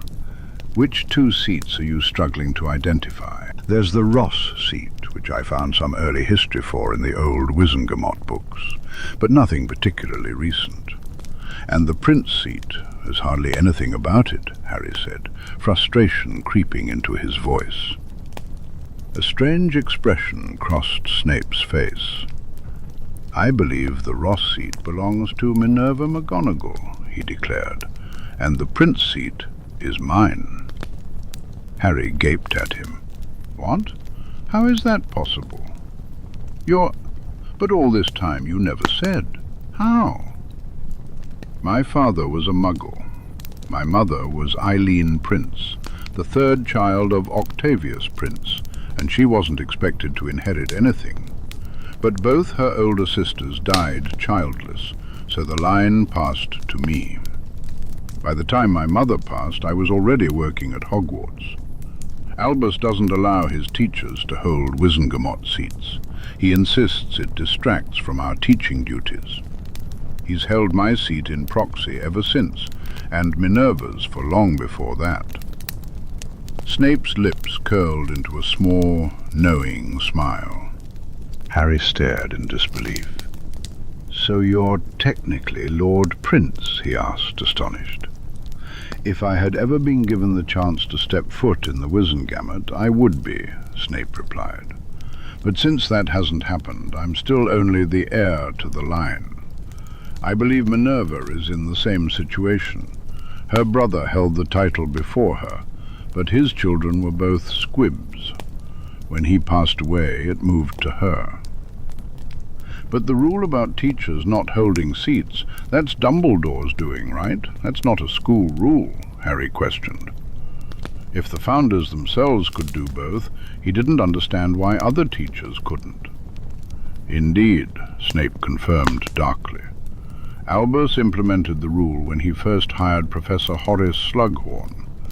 He claims it's to ensure our full attention is on the welfare of the students. To make up for the fact that his isn't," Harry remarked bitterly. Then his expression brightened. "But this is brilliant. All we have to do is get Dumbledore removed as headmaster, and he's off the Wizengamot for good. I'll change my proxy to someone else.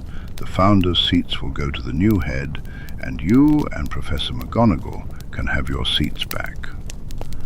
"Removing Albus Dumbledore from Hogwarts is a feat that many have tried and failed to accomplish," Snape pointed out. Harry shrugged, a confident grin on his face. "I still think it's doable. I'll squeeze it in somewhere around killing a Dark Lord."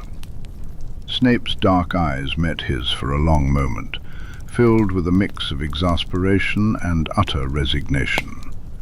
Harry just grinned back. At last, Remus returned home. He'd been gone for just over a week, and Kerry popped in to announce his return while Snape and Harry were dueling. They halted immediately, and Harry beamed. "We can finish early, can't we, Professor?" It was only 4 o'clock, but they'd been working all morning too. There was no way Snape could deny he'd missed Remus. "I believe we can end here for the day," Snape agreed. "Day? Yes," Snape agreed. Harry cheered and hosted his wand. They met Remus in the entrance hall. The werewolf looked somewhat ragged, with dark circles under his eyes and a healing scratch along his stubbled jaw, but he was smiling. His eyes lit up when he saw them.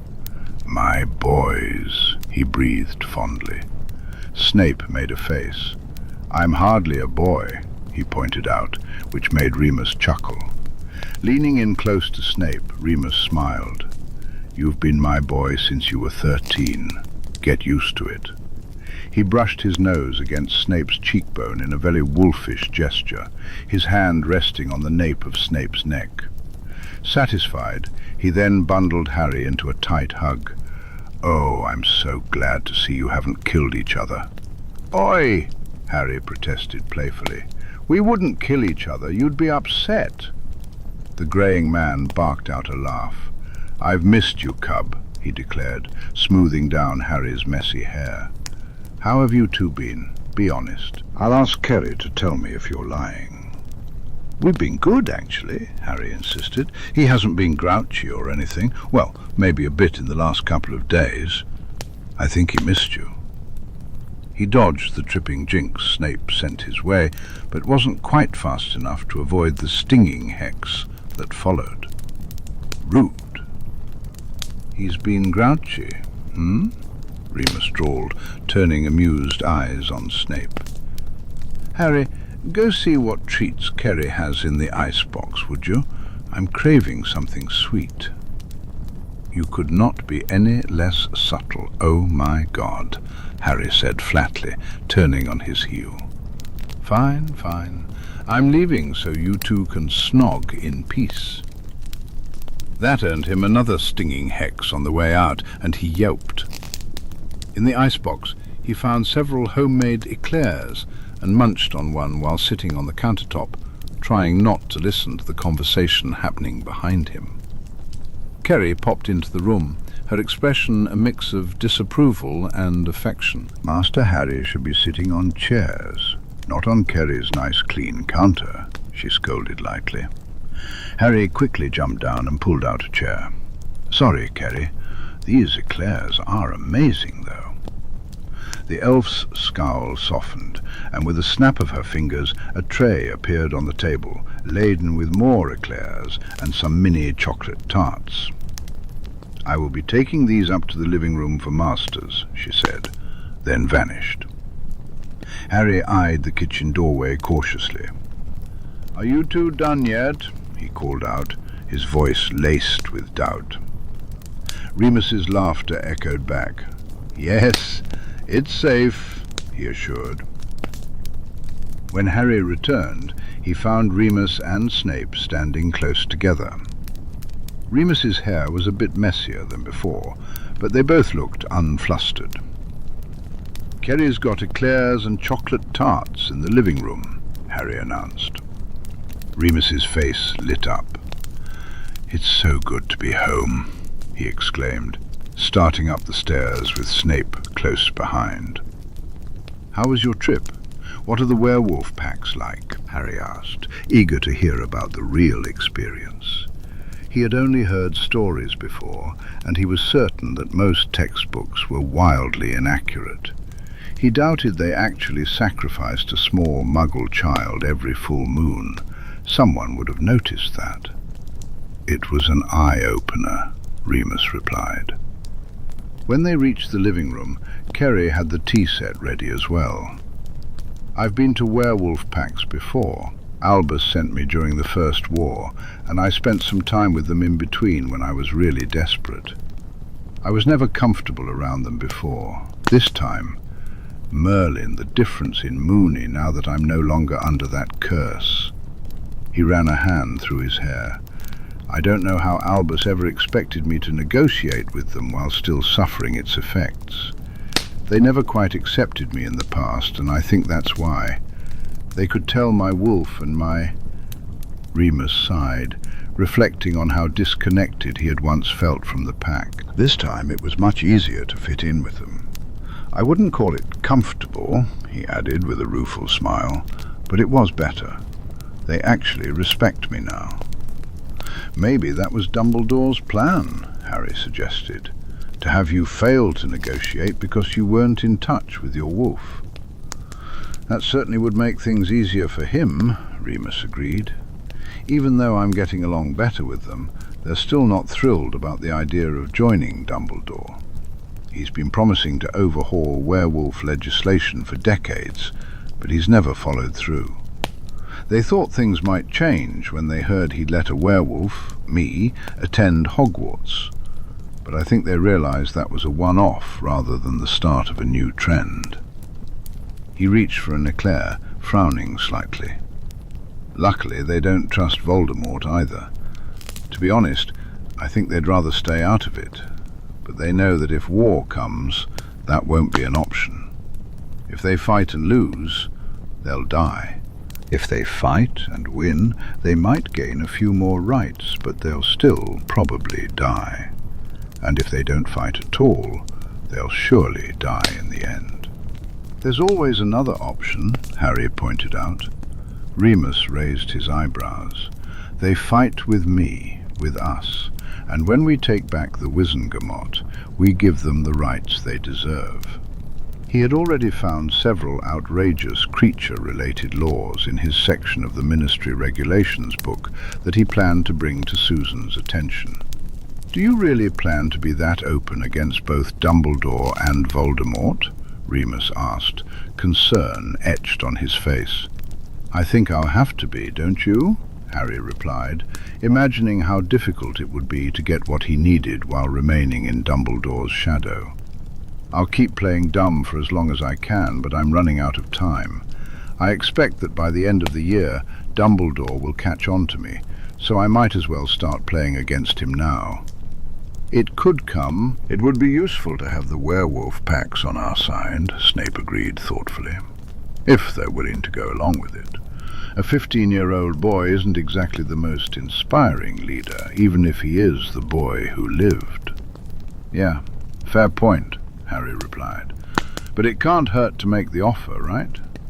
We should let them know we'll be working on the legislation regardless. If they want to stay out of it, that's totally fine. But we'd appreciate their help if they're willing to pitch in." Remus remained quiet as he ate his eclair. "It's worth trying," he finally said. "I'll keep it in mind next time I'm sent out there. I'll have to report to Albus at the next order meeting that this wasn't exactly a success, so he'll probably send me back out after a few months. Honestly, half the wolves aren't even willing to believe Voldemort's back yet." He took a sip of his tea, his eyes drifting to one of the chocolate tarts. "Anyway, how have things been here?" "What have you two been up to?" Harry grinned, bouncing slightly in his seat. "I turned the tip of my nose black the other day while I was meditating," he announced proudly. It was his first visible sign of the Animagus transformation. Remus beamed at him. "Harry, that's brilliant. Tell me everything." He kicked off his shoes and tucked his feet under Snape's thigh, earning a half-hearted eye-roll from him. Harry happily shared the details of his minor transformation and how it had taken him a few hours to undo it. Yes, the house was far too quiet without Remus around.